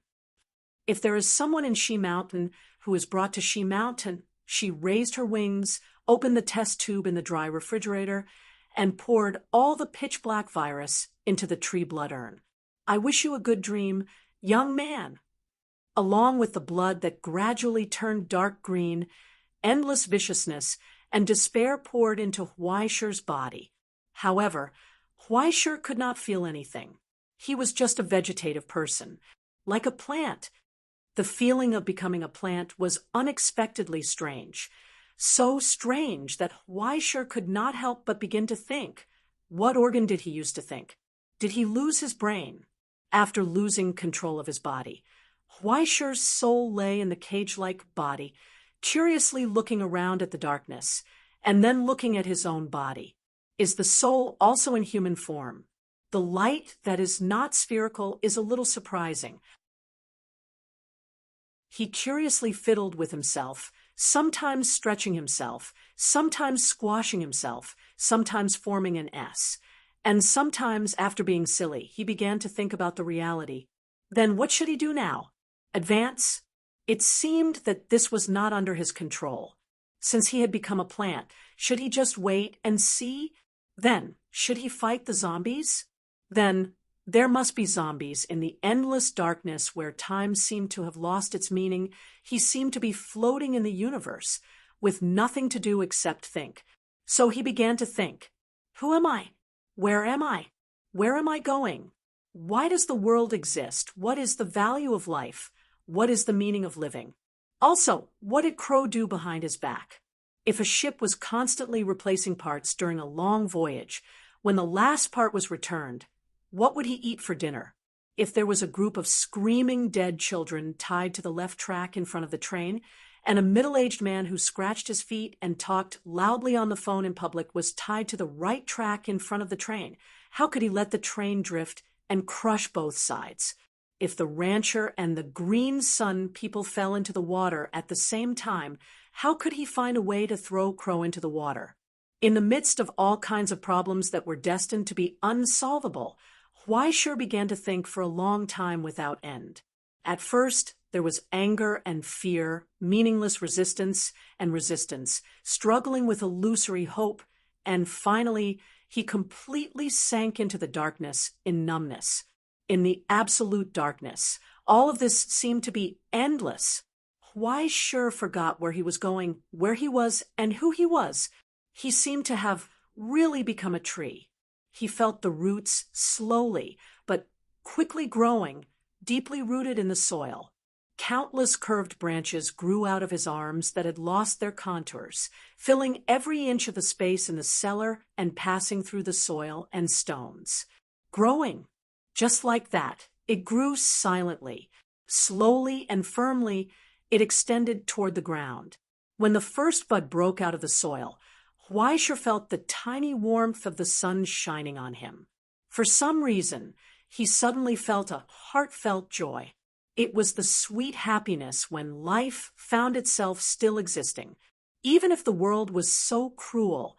Even if there were insects and ants gnawing on his limbs, he was still alive, growing tenaciously and embracing the sun. Synthesizing chlorophyll is really happy. He bathed in the sun and thought so from the bottom of his heart. As for Huaisher, who is Huaisher? Who cares? Growing up is happy as long as it's happy. So he forgot the alternating dawn and dusk, day and night. He was immersed in the joy of growing up and focused on spreading the countless roots from the ground. He pushed away the soil, drilled through the cover, sank into the underground river, probed into the nest, and took root in the cold city between concrete and steel bars. Without him realizing it, his root system had already spread out several hundred kilometers like a giant net. It wriggled underground and connected to the root system that was connected to the countless trees under Qingxiu Mountain. It then merged into the endless moss in the dark sewer under Exanhai. With that as the end point, it connected to the countless lush flowers and trees. Countless lives gathered into one here. Many became one. Countless fine tremors intertwined into a surging pulse. When the fine tremors set off by the unloved plants overlapped, it formed a low rumble that seemed to cover the entire mortal world. It was a whisper that no one could hear, a whisper that no one knew, a ballad that no one could listen to. It was like the low, lingering sound of a cello. It echoed in his ears. For a moment, Huaisher heard the sound of his soul breaking. It was like the germination of a seed. In the long wait and gestation, the miracle that belonged to the soul flowed out from it. Like water flowing naturally, the miracle that served death embraced this majestic life and happily merged with it. The magnificent light that was tempered from death lit up from the wooden body and flowed in every song. At that moment, Huaisher finally jumped out from the manifestation of the roots and the body. He smashed the shackles, and his soul was free. Like the wind, he jumped nimbly from countless flowers and plants, shuttling through every place. He felt the walking of the beasts and the blowing of the wind under the shade of the trees, the sound of wild cats crying and playing, and the countless swaying flowers and plants under the starry sky. He caught a glimpse of the turbulent flow of people, the passers-by who were in a hurry after work, the children wandering in the streets, the old people watering the flowers and plants, and the laughter that echoed in the green field. Then Huaisher saw the slender back of the girl and the coat that was slowly taken off. It was Fui. A bolt of lightning suddenly flashed through Huaisher's mind, making him seem to recall something. In the green plant in the corner of the boudoir, Huaisher looked at the girl with her back to him in astonishment. He watched as she responded to her mother's words loudly, closed the door, threw her coat on the hanger, and then took off her white t-shirt, exposing her smooth back and the slender bandage across her white skin. A pink bow. Oh, my God, so exciting. Huaisher opened his mouth wide in astonishment and struggled forward. The pot of green plants struggled to move forward an inch, as if to find the best viewing position. Then he saw the green dress fall on the carpet. The slender calf wrapped in black stockings was lifted and deeply sank into the plush carpet. Huaisher widened his eyes and held his breath. At that moment, an invisible gravitational force suddenly burst forth, pulling his soul back.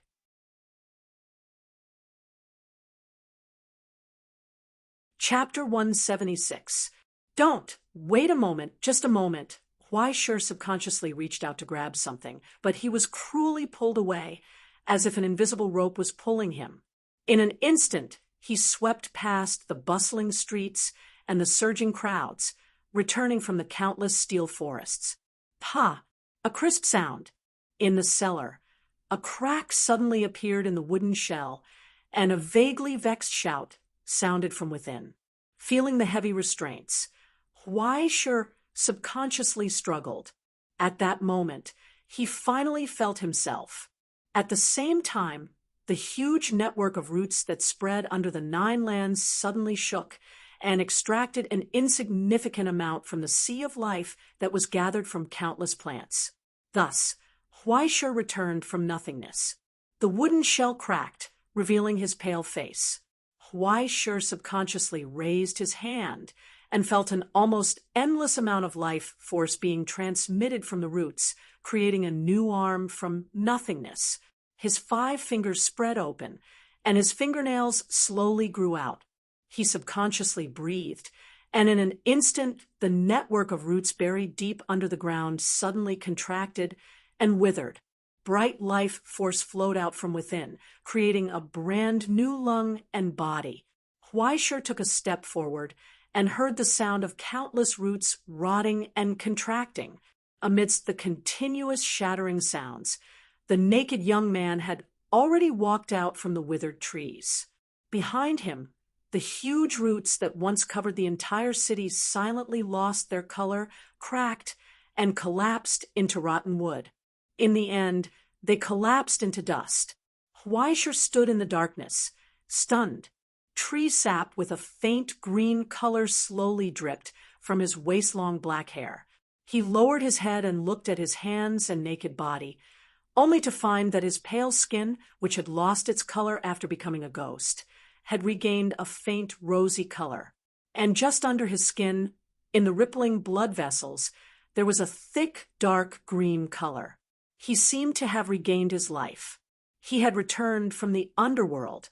Crow stood on the shelf in front of him, looking at the stunned youth, and smiled. "How do you feel?" Huaishe slowly raised his head, and 2 lines of tears fell from his face. Then he stretched out his hand, grabbed Crow's neck, and shook it angrily. "I was so close." Huaishe cried out in agony. "I almost King saw it. Why didn't you wait a little longer? It's not easy for everyone to live. Please don't record anything in the Book of Destiny that will cause everyone to become 404, okay?" Crow looked at him with disappointment. "Besides, you found your self-consciousness by peeping at a female classmate changing clothes. Young man, you're really something. It's a loss for all mankind that Director Fu didn't collapse."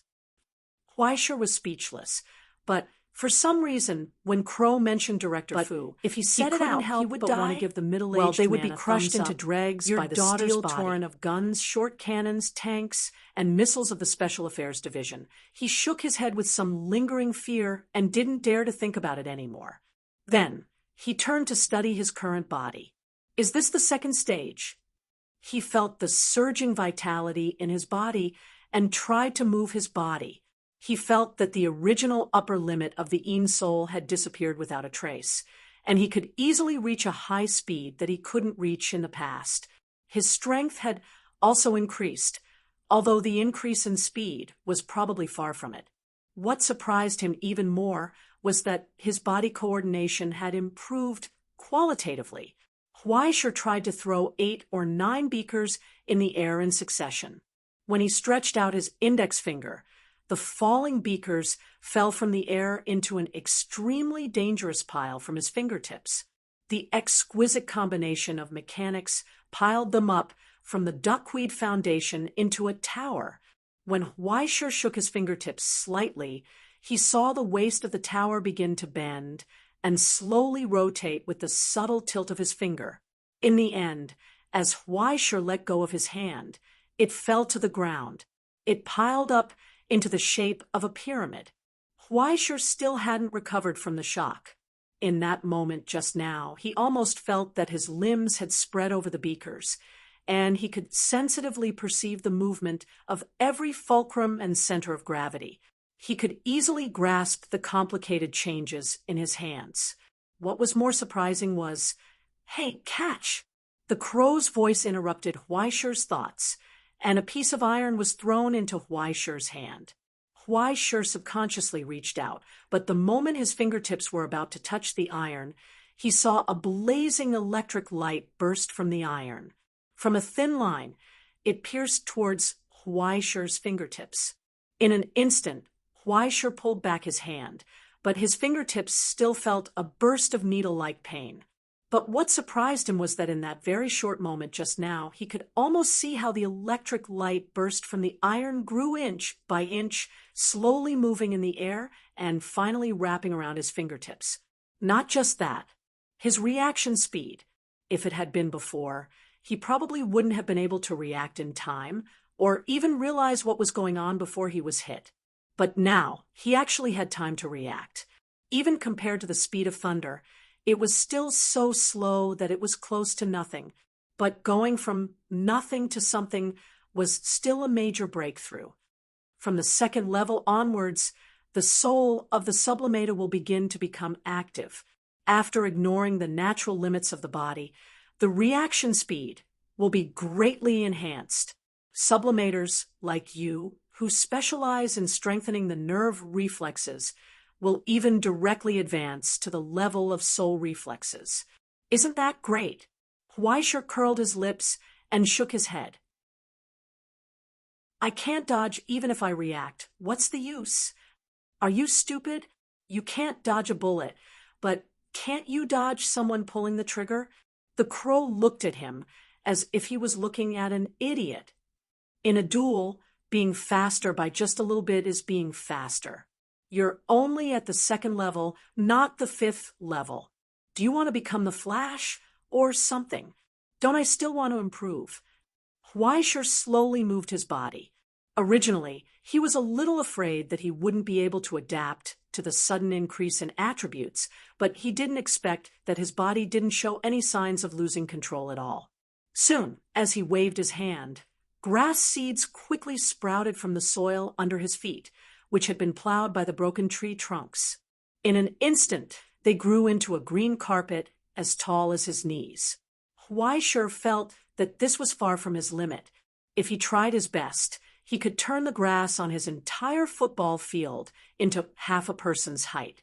It was just that would cause him to fall into a weak state similar to blood loss. Following his will, the countless branches and leaves in the thick grass quickly became sharp. From afar, they looked like clusters of small knives. Although the specific lethality had yet to be developed, the mountain ghost's talent was unexpectedly cool. Whether he was strong or not was a matter of a patch, but whether he was handsome or not was a matter of a lifetime. Apart from the fact that he wasn't quite used to the green color, he was very satisfied with everything. Very quickly, he noticed that his waist-length hair was still stained with sticky tree sap. It was wet, making it difficult for him to get used to it. Huaisher pulled out his sacrificial knife and wanted to cut it directly, but as he was cutting it, he discovered that the hair's toughness was unexpectedly strong. Even with the sharpness of his origin blade, Huaisher still had to use a lot of force to cut it. The severed hair fell to the ground, and as if it had taken root in the soil, it quickly expanded and grew, becoming a lush bramble. That works? Huaisher's movements paused. Just as he was sighing in amazement, he discovered to his astonishment that the hair he had cut off had actually grown back. It had returned to its original waist length. Not a hair more, not a hair less. It was as if it had been fixed in place, stubbornly maintaining its current length. No matter how Huaisher cut it, it wouldn't compromise. Huaisher only resentfully put down the knife when he felt that the blood supply to his brain was insufficient, and he was beginning to feel dizzy. Fine, it's this long. On the bright side, at least he didn't have to go to the barber shop. Do you want to see your current appearance? Crow had a smile that made Huaisher feel uneasy. he flapped his wings, and a water mirror appeared out of thin air. The light source that had been cut off above his head lit up again, illuminating Huaishi's face. Huaishi was stunned in place. It was as if he had been struck by lightning, benefiting from the replenishment and enhancement of a large amount of vitality. Huaishi's originally malnourished and pale face also became a bit rosy. He was no longer gloomy, and it could be said that he had bid farewell to the cold and handsome Gothic cowherd style. Although his essence was still mainly negative energy, at least he wouldn't be as dead as when he was at the original ghost stage, when he was suppressed by the light attribute's sacred mark. But now, in the mirror, Huaishi saw a nightmarish mirror image between his drooping black hair. This. He pointed sluggishly at the familiar face in the mirror, almost screaming, "Who is this sissy?" Crow looked at him with pity. Huaishi stared blankly at the pair of sparkling eyes and the neutral oval face in the mirror, as well as the soft facial features. He subconsciously touched his crotch. Then he breathed a sigh of relief. Fortunately, the thing is still there. When he came to his senses, he couldn't help but look at Crow. He took out his knife and axe with both hands, wondering how to stew this woman into a pot of black chicken soup. "Don't slow down." Crow dodged back. "You see, I already said that most of the mountain ghosts are female. I reminded you, and you're not a sissy now, just a little bit more neutral. Just treat it as if you've added a skin-grinding filter. Besides, don't you think that you're more attractive to girls now? To be honest, it's not bad to change from a Gothic style to a J style." "Then why are you dodging?" Huaishi asked gloomily. "Come here. I won't do anything to you. I'm not afraid of you doing anything to me. Anyway, I'm just a blob of ink, and I'm not afraid of being chopped by you." With that, Crow shrank back a little more, looking cautious. "But you're poisonous now, equivalent to a walking source of infection in human form. I have to keep a distance, no matter what." "What the hell?" Huaishi looked down at his feet in astonishment. In the grass that he had grown, a patch of colorful mushrooms had grown out without him noticing. The size of the mushrooms looked very pleasing, and he knew that they would taste good. It was very appetizing. This was bad. The halo of pestilence seemed to be unable to be turned off. Chapter 177. The next day, in AI Qing's office. Behind the desk, the girl rested her chin on her hand and looked at Huaishi behind the desk. "So what's with your disguise?" "It's a long story," Huaishi said in a muffled voice.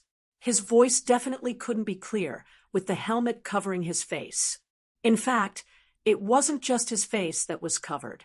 He was wrapped in a layer of airtight clothes from head to toe. In addition to the scratch-resistant layer on the surface, there was also a filler layer with liquid latex flowing in the middle and an innermost sealing layer. It was almost a biochemical level protection. Not an inch of skin was exposed on his body.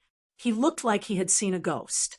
He was stopped by the police several times on the street. If it weren't for the sign of the Special Affairs Department, he wouldn't have been able to walk to AI Qing's office. It's a long story. AI Qing raised her eyebrows. "Then make it short." Huaishi hummed and hawed for a long time, not knowing how to explain. I'm sick." "Yes." AI Qing nodded expressionlessly. "I can see that." Huaishi couldn't speak of his suffering. In fact, he was really sick. Even now, as long as he breathed, countless strains of bacteria would spread from his skin and lungs into the air. Due to the excessive vitality after the advancement, the talent of the mountain ghost was activated 24 hours a day. Not only did he plant grass wherever he went, but even the fog of calamity and the newly obtained plague halo were also spreading around with his breathing. If he didn't care, after sitting in public for 10 minutes, not many people would be able to breathe and stand. He didn't even need to be sent to the ICU. If ordinary people encountered the border flu, They would die. Not only was he responsible for killing people, but he also provided a one-stop service to grow grass on the grave. Thinking of this, he had a headache, but there was nothing he could do about it. It shouldn't be said that it wasn't a bad thing. Instead, it was a benefit. Now, it was equivalent to him being energized 24 hours a day. If he wanted to solve it, he could only work slowly. When he got used to the mountain ghost's holy mark and digested it, it would be fine. But it was hard to say how long it would take. It could take as long as half a month or as short as 2 days. No one could say for sure. Therefore, he could only go out like this. There was no point in keeping the matter of his advancement a secret. Moreover, AI Ching was his superior, so there was no reason for him to keep it a secret. He might as well confess. I've advanced. AI Ching was stunned for a moment, as if she was shocked by his speed and honesty. Then she slowly nodded. If that's the case, then it explains why you disappeared for half a month. Other than that, she didn't say anything else and didn't even ask any other questions. Mountain Ghost. Huaishur added. AI Ching is silent for a long time. She is stunned. Judging from the name, is it the divine mark of the Dongsha country? Yes. Huaishur nodded. She looked at Huaishur suspiciously for a long time and asked tentatively, How's the weather in Southeast Asia? What's Southeast Asia? I don't know. Huaishur was halfway through his sentence when he suddenly remembered a certain transgender country. His face under the mask immediately turned green. I'm a man. Pure. 24K. Puffed. AI Ching shook her head regretfully, which made Huaishur dumbfounded. What are you regretting? I didn't change my gender, so why are you so upset? The office was suddenly filled with a persecuted aura. Huaishur couldn't scratch his head through the helmet, so he could only sigh helplessly and try to bring the topic back on track. After coughing twice, he asked seriously, What's going on? You're going on a business trip again. Emergency mobilization. AI Ching couldn't help but curl her lips in disdain. She said, Actually, it's not that urgent. It's just a formality. But in order to be in time for Prince's study, we need to get to Jinling before 6 o'clock in the evening. After we get there, you probably have another mission. She showed the notice from Jinling and pushed the wheelchair out from behind the desk. She then asked, Did you bring everything? If you're talking about the anti-chemical equipment, it's all here. Huaishur pointed at the overly large suitcase next to his chair and sighed helplessly. Then let's go. AI Ching seemed to be suppressing her unhappiness. She said gloomily, I really hope this trip will be quick. Outside the window, the helicopter roared and landed in the backyard amidst the hurricane, crushing the carefully taken care of flowers and plants in the garden into a pile of mud. Are you in a hurry? When you have a family waiting to drag you down, don't complain about time passing too fast. AI Ching went silent for a moment. She looked down at the bulging blue veins on the back of her hand with a gloomy expression. She said, I have a bad feeling. 3 hours later, at 4 o'clock in the afternoon, in the lounge of the Jinling Astronomical Society branch, Huaishur suddenly had a bad feeling. Originally, he thought that the Astronomical Society branch would be built in a mysterious area where people rarely went, or that they had to go through some kind of ceremony to enter. He didn't expect this huge office building to be built in the bustling business district of Jinling.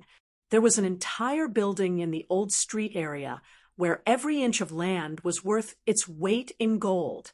The sign of the International Astronomical Society was hanging on the wall.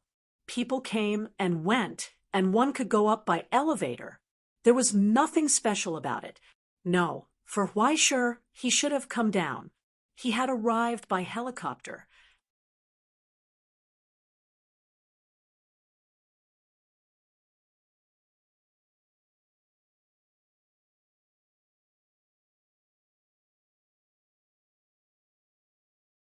Because the branch did not set up workstations for the staff of other departments, Huaisher could only stay in the huge lounge before he officially went through the registration process. Although it was called a lounge, it was similar to a bar or a coffee shop. The environment was elegant, the atmosphere was warm, and more importantly, the drinks were free. Milk tea, smoothies, alcohol, all of. Huaisher wanted to take off his helmet and take advantage of it. He couldn't even drink milk tea. With this broken helmet, he could only look at other people. So angry.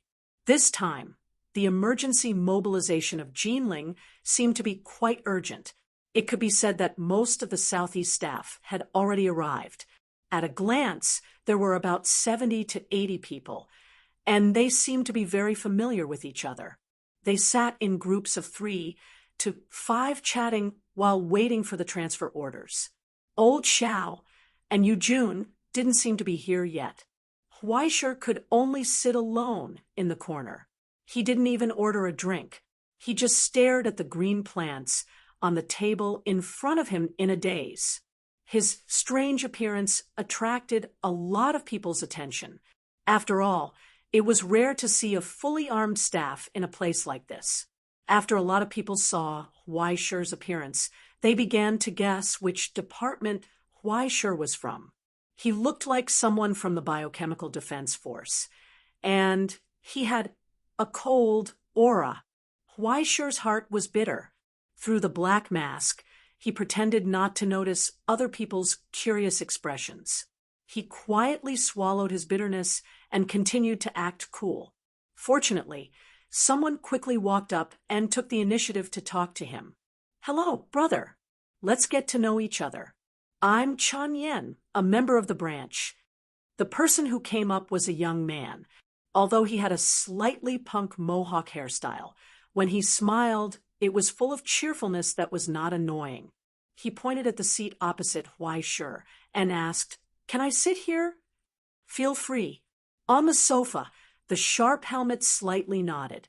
There was a hint of hoarseness in the dull voice. It sounded cold and indifferent. In fact, Huaisher was about to die from boredom. It was so hot. He wanted to blow on the air conditioner. Chen Yan was taken aback by the sudden pretentiousness. However, the faint sense of intimidation that Huaisher exuded made him not doubt the authenticity of her pretentiousness at all. He just treated it as a strange habit of not being used to interacting with others. It was understandable. Chen Yan also knew that these special department people had to deal with all kinds of terrifying threats all year round. In order to keep it a secret, they often rarely communicated with others. It wasn't that they were cold. After a warm smile, he sat down and chatted with Huaisher. He didn't rashly ask for Huaisher's name and job. He just chatted. Soon, Huaisher's reaction convinced him of his judgment. Soon, the two became familiar with each other. It could be seen that Chen Yan was a warm-hearted person. He also introduced a few friends to sit and chat with them. Huaisher successfully extricated himself from the awkwardness. It was better to be lively. Although the style was still weird, at least it was not as eye-catching as before.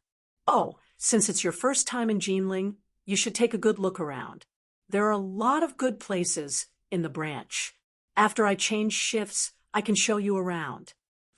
During the conversation, Chen Yan said enthusiastically to Huaisher, "A lot of workshops have opened branches here.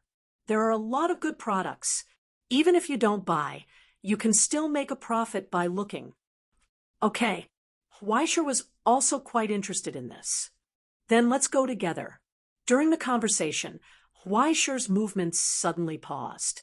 He heard the voices of the people sitting next to him. "Hey, did you guys hear?" The member named Luo Ming paused for a moment. He lowered his voice and said mysteriously, "Recently, there's a pervert among the members named Huaisher. He likes to confess to girls who are just over 14 years old." What the hell? Huaisher was stunned. More than that, Chinyen snorted coldly. I heard that guy is so daring. He dares to harass minors in front of Mystic Bird. It seems that he is now on the blacklist of the Social Security Bureau. A lot of people from the Social Security Bureau said that they will break his legs if they see him. Really? The others were in disbelief. Breaking his legs is already a light punishment. Someone's expression became gloomy. If I catch someone who embarrassed our astronomy association, I will definitely beat him to death. Yeah. The rest of the people were filled with righteous indignation. Count me in. Count me in too. Break his legs. No way. Behind the mask, Huaishir was trembling, and Kitty was crying. It was just a slip of the tongue. Why is my reputation like a rapist? I think Huaishir mustered up the courage to speak. In an instant, everyone looked over. They were serious and careful. They wanted to listen to the masked boss's opinion. However, when Huaishir looked at the murderous faces, he couldn't help but swallow his saliva. After a long time, he could only say, "Yeah, so perverted." Seeing that the indifferent masked boss was angry, the others immediately nodded in agreement and cursed, "What a beast! Scum! Scum! Beast in human clothing! Pigs and dogs! I'm not. Behind the mask, Huaishir had already seen his social death. He just wanted to cover his face and cry. Why did it become like this? The first time he came to Jinling, and the first time he met so many friendly colleagues. These two happy things overlapped. Just as he was silently crying, he suddenly heard a voice behind him. It was so gentle and polite, but it was as if it came from hell. Is Mr. Huaishir here? Chapter 178. May I ask if Mr. Huaishir is here? A staff member holding a document bag asked softly.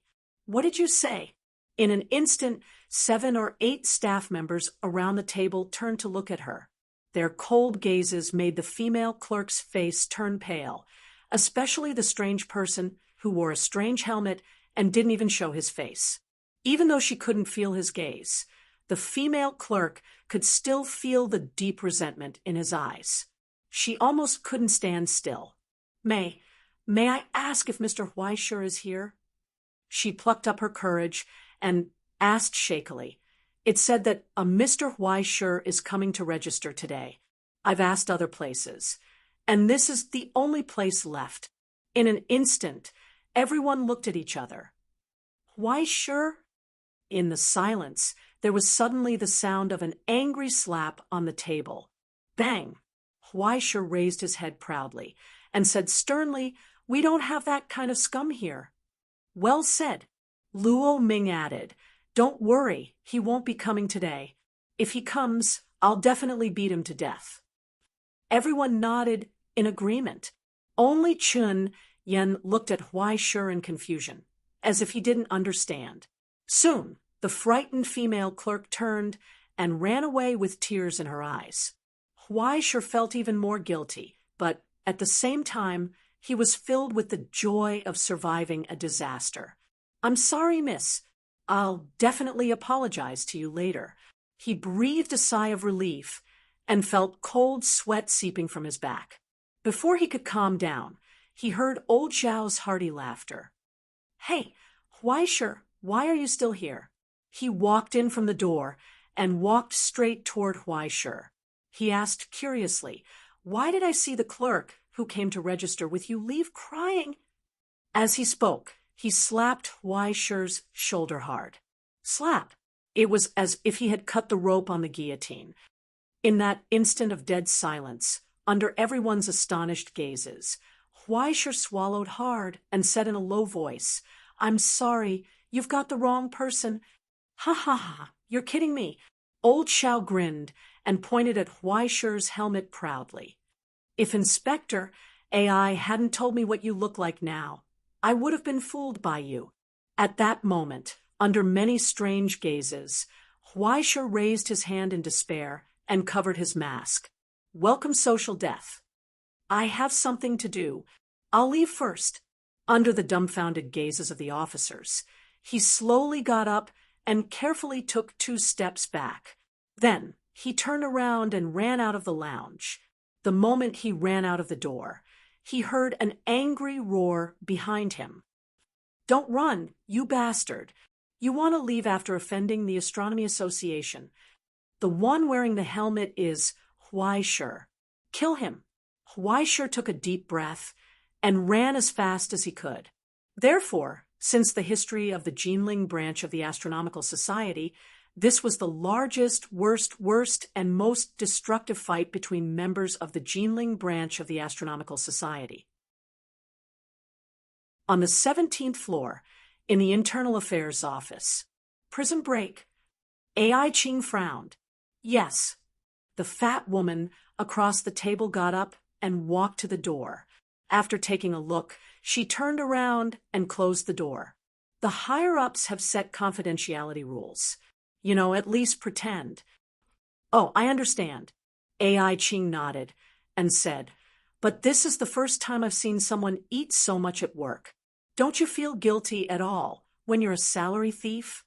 While AI Ching was speaking, the owner of the office had already taken out a bucket of fresh and spicy fried chicken and various condiments from the drawers and cabinets and placed them on the table. Chai Fei calmly put on a napkin and disposable gloves. She picked up the fried chicken bucket and looked up at AI Ching. Next time, can you turn off the recording pen before you insult me? Tisk, AI Ching shook her head unhappily. She took out a recording pen from her pocket and threw it on the table. Turn off the other one, too. Chai Fei still did not let down her guard. No, AI Ching sighed and said, I left in a hurry and didn't have time to turn it off. Wow, you're such a bad woman. Chai Fei stared at her and said, I'm kind enough to tell you the truth, but you want to blackmail me? Oh, a woman who uses my photos to trick people into buying money for her online games is not qualified to talk about me. AI Ching looked back coldly. The two stared at each other and then slowly looked away. AI Ching and Chai Fei, as advanced students at the headquarters in the same year, could be said to be the famous weirdos in the whole batch. One of them was very careful and wanted to seize all the authority in her hands, while the other slacked off and wanted to push all the work to others. Two weirdos. The strange thing was that these two fellows always had something in common in some strange places. After a few more contacts, the two of them formed a tacit alliance that didn't need any words. As the two people with the highest scores in the final evaluation, they both rejected the invitation to stay at the headquarters. AI Ching wanted to get more power from the local government, while this woman wanted to find a leisurely job with a salary of 13 yuan a year so that she could slack off. It could only be said that to a certain extent, both of them achieved their goals. This time, AI Ching came back early because she wanted to get some information from her. The long-awaited confrontation came to an end with Chai Fei's concession. She shook her head and sighed. Okay, I can't beat you. Where were we? Prison break. Yes, the trench prison.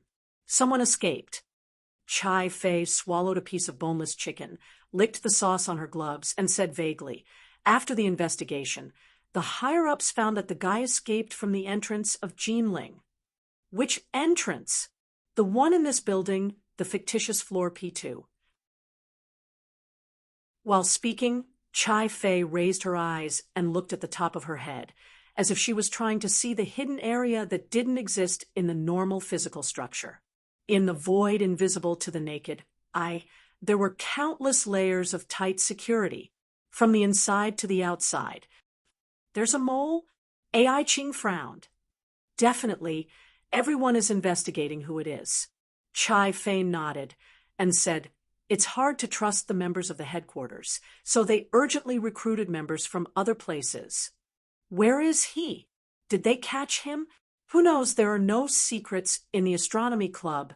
It's just that each department has a little privacy. Who knows whose privacy he's hiding in? Chai Fei shrugged and said, right now, the entire Jinling is like a university. It's loose on the outside, but tight on the inside. All ascenders are allowed to enter, but not leave. But everyone knows that this situation won't last long. Especially at this time, the Asian rookie competition is about to start. What if that guy sneaks into the competition and causes trouble? So we have to step up the investigation and search. And then the problem comes. It's a sovereignty issue, right? AI Ching couldn't help but sneer. The Social Security Bureau must be unwilling now, right? It's not easy to be a world police officer. Chai Fei sighed vaguely and sipped her cola. She said, on this matter, the Sovereignty Party and the Border Party are already in a deadlock. The Social Security Bureau is unwilling to let us take action, but the Astronomy Club can't do nothing. In short, the real search force should be the dark elites mobilized by the headquarters. Calling you guys here is just a formality. If necessary, there will be a force to fill in the gaps. Just as AI Ching had expected, it was this kind of **T again. Don't be so unhappy. Just treat it as a public holiday. Have you been to the Confucius Temple? I'll treat you to a food stall. Chai Fei comforted her. The men are decorations, and the women are vases. After the show, you can get the medal and go home. What about the Social Security Bureau? The Social Security Bureau won't give up this opportunity to show their ability, right? Chai Fei looked up at her and sighed helplessly. Longbow Wei. In the silence, neither of them spoke. Okay, now that the gods are fighting, let's all enjoy the shade. When the ice cubes in the cup of cola in front of AI Ching melted, she had already digested the undercurrent that had been surging in Jinling these days. Without needing Chai Fei to serve her tea, she was ready to leave. Before leaving, she asked one last time, who broke out of prison?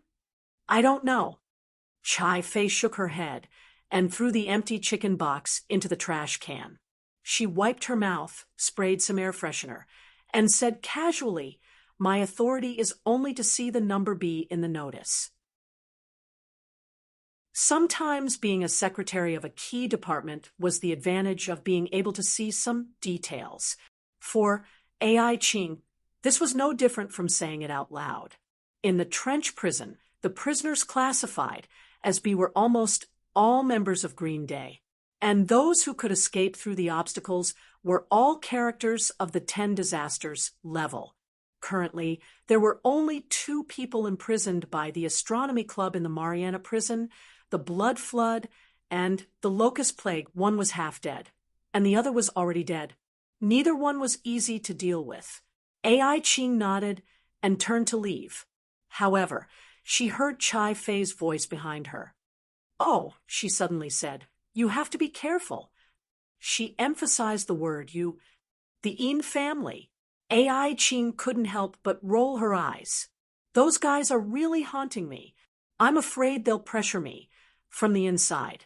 This news was too important for her, and it almost confirmed the source of the uneasy premonition. She couldn't help but sigh. It's hard for you to be so well informed. Chai Fei shrugged calmly and said, you know, as long as you're fat, you'll suddenly have a lot of girlfriends. Thank you. AI Ching thanked her solemnly. You're welcome. Chai Fei said, I have so many girlfriends, but aren't you the only one who really treats me as a friend? After a long silence, AI Ching sighed dejectedly. She took out a recording pen from her pocket and threw it on the table. If you were thinner and smarter, I might not be able to treat you as a friend. She turned her wheelchair and left. The door closed again. This woman, Chai Fei, lowered her head and looked at the second recording pen on the table. She raised her eyebrows, and immediately a smug smile appeared on her originally sincere face. Humph, you're indeed lying to me. She picked up the recording pen and smiled happily. Unfortunately, my skills are better this time. However, When she held the recording pen in her hand, she felt that it was light as a feather, like an empty shell. When Chai Fei turned the recording pen and looked at the back, she saw a scribble that looked like a raised middle finger.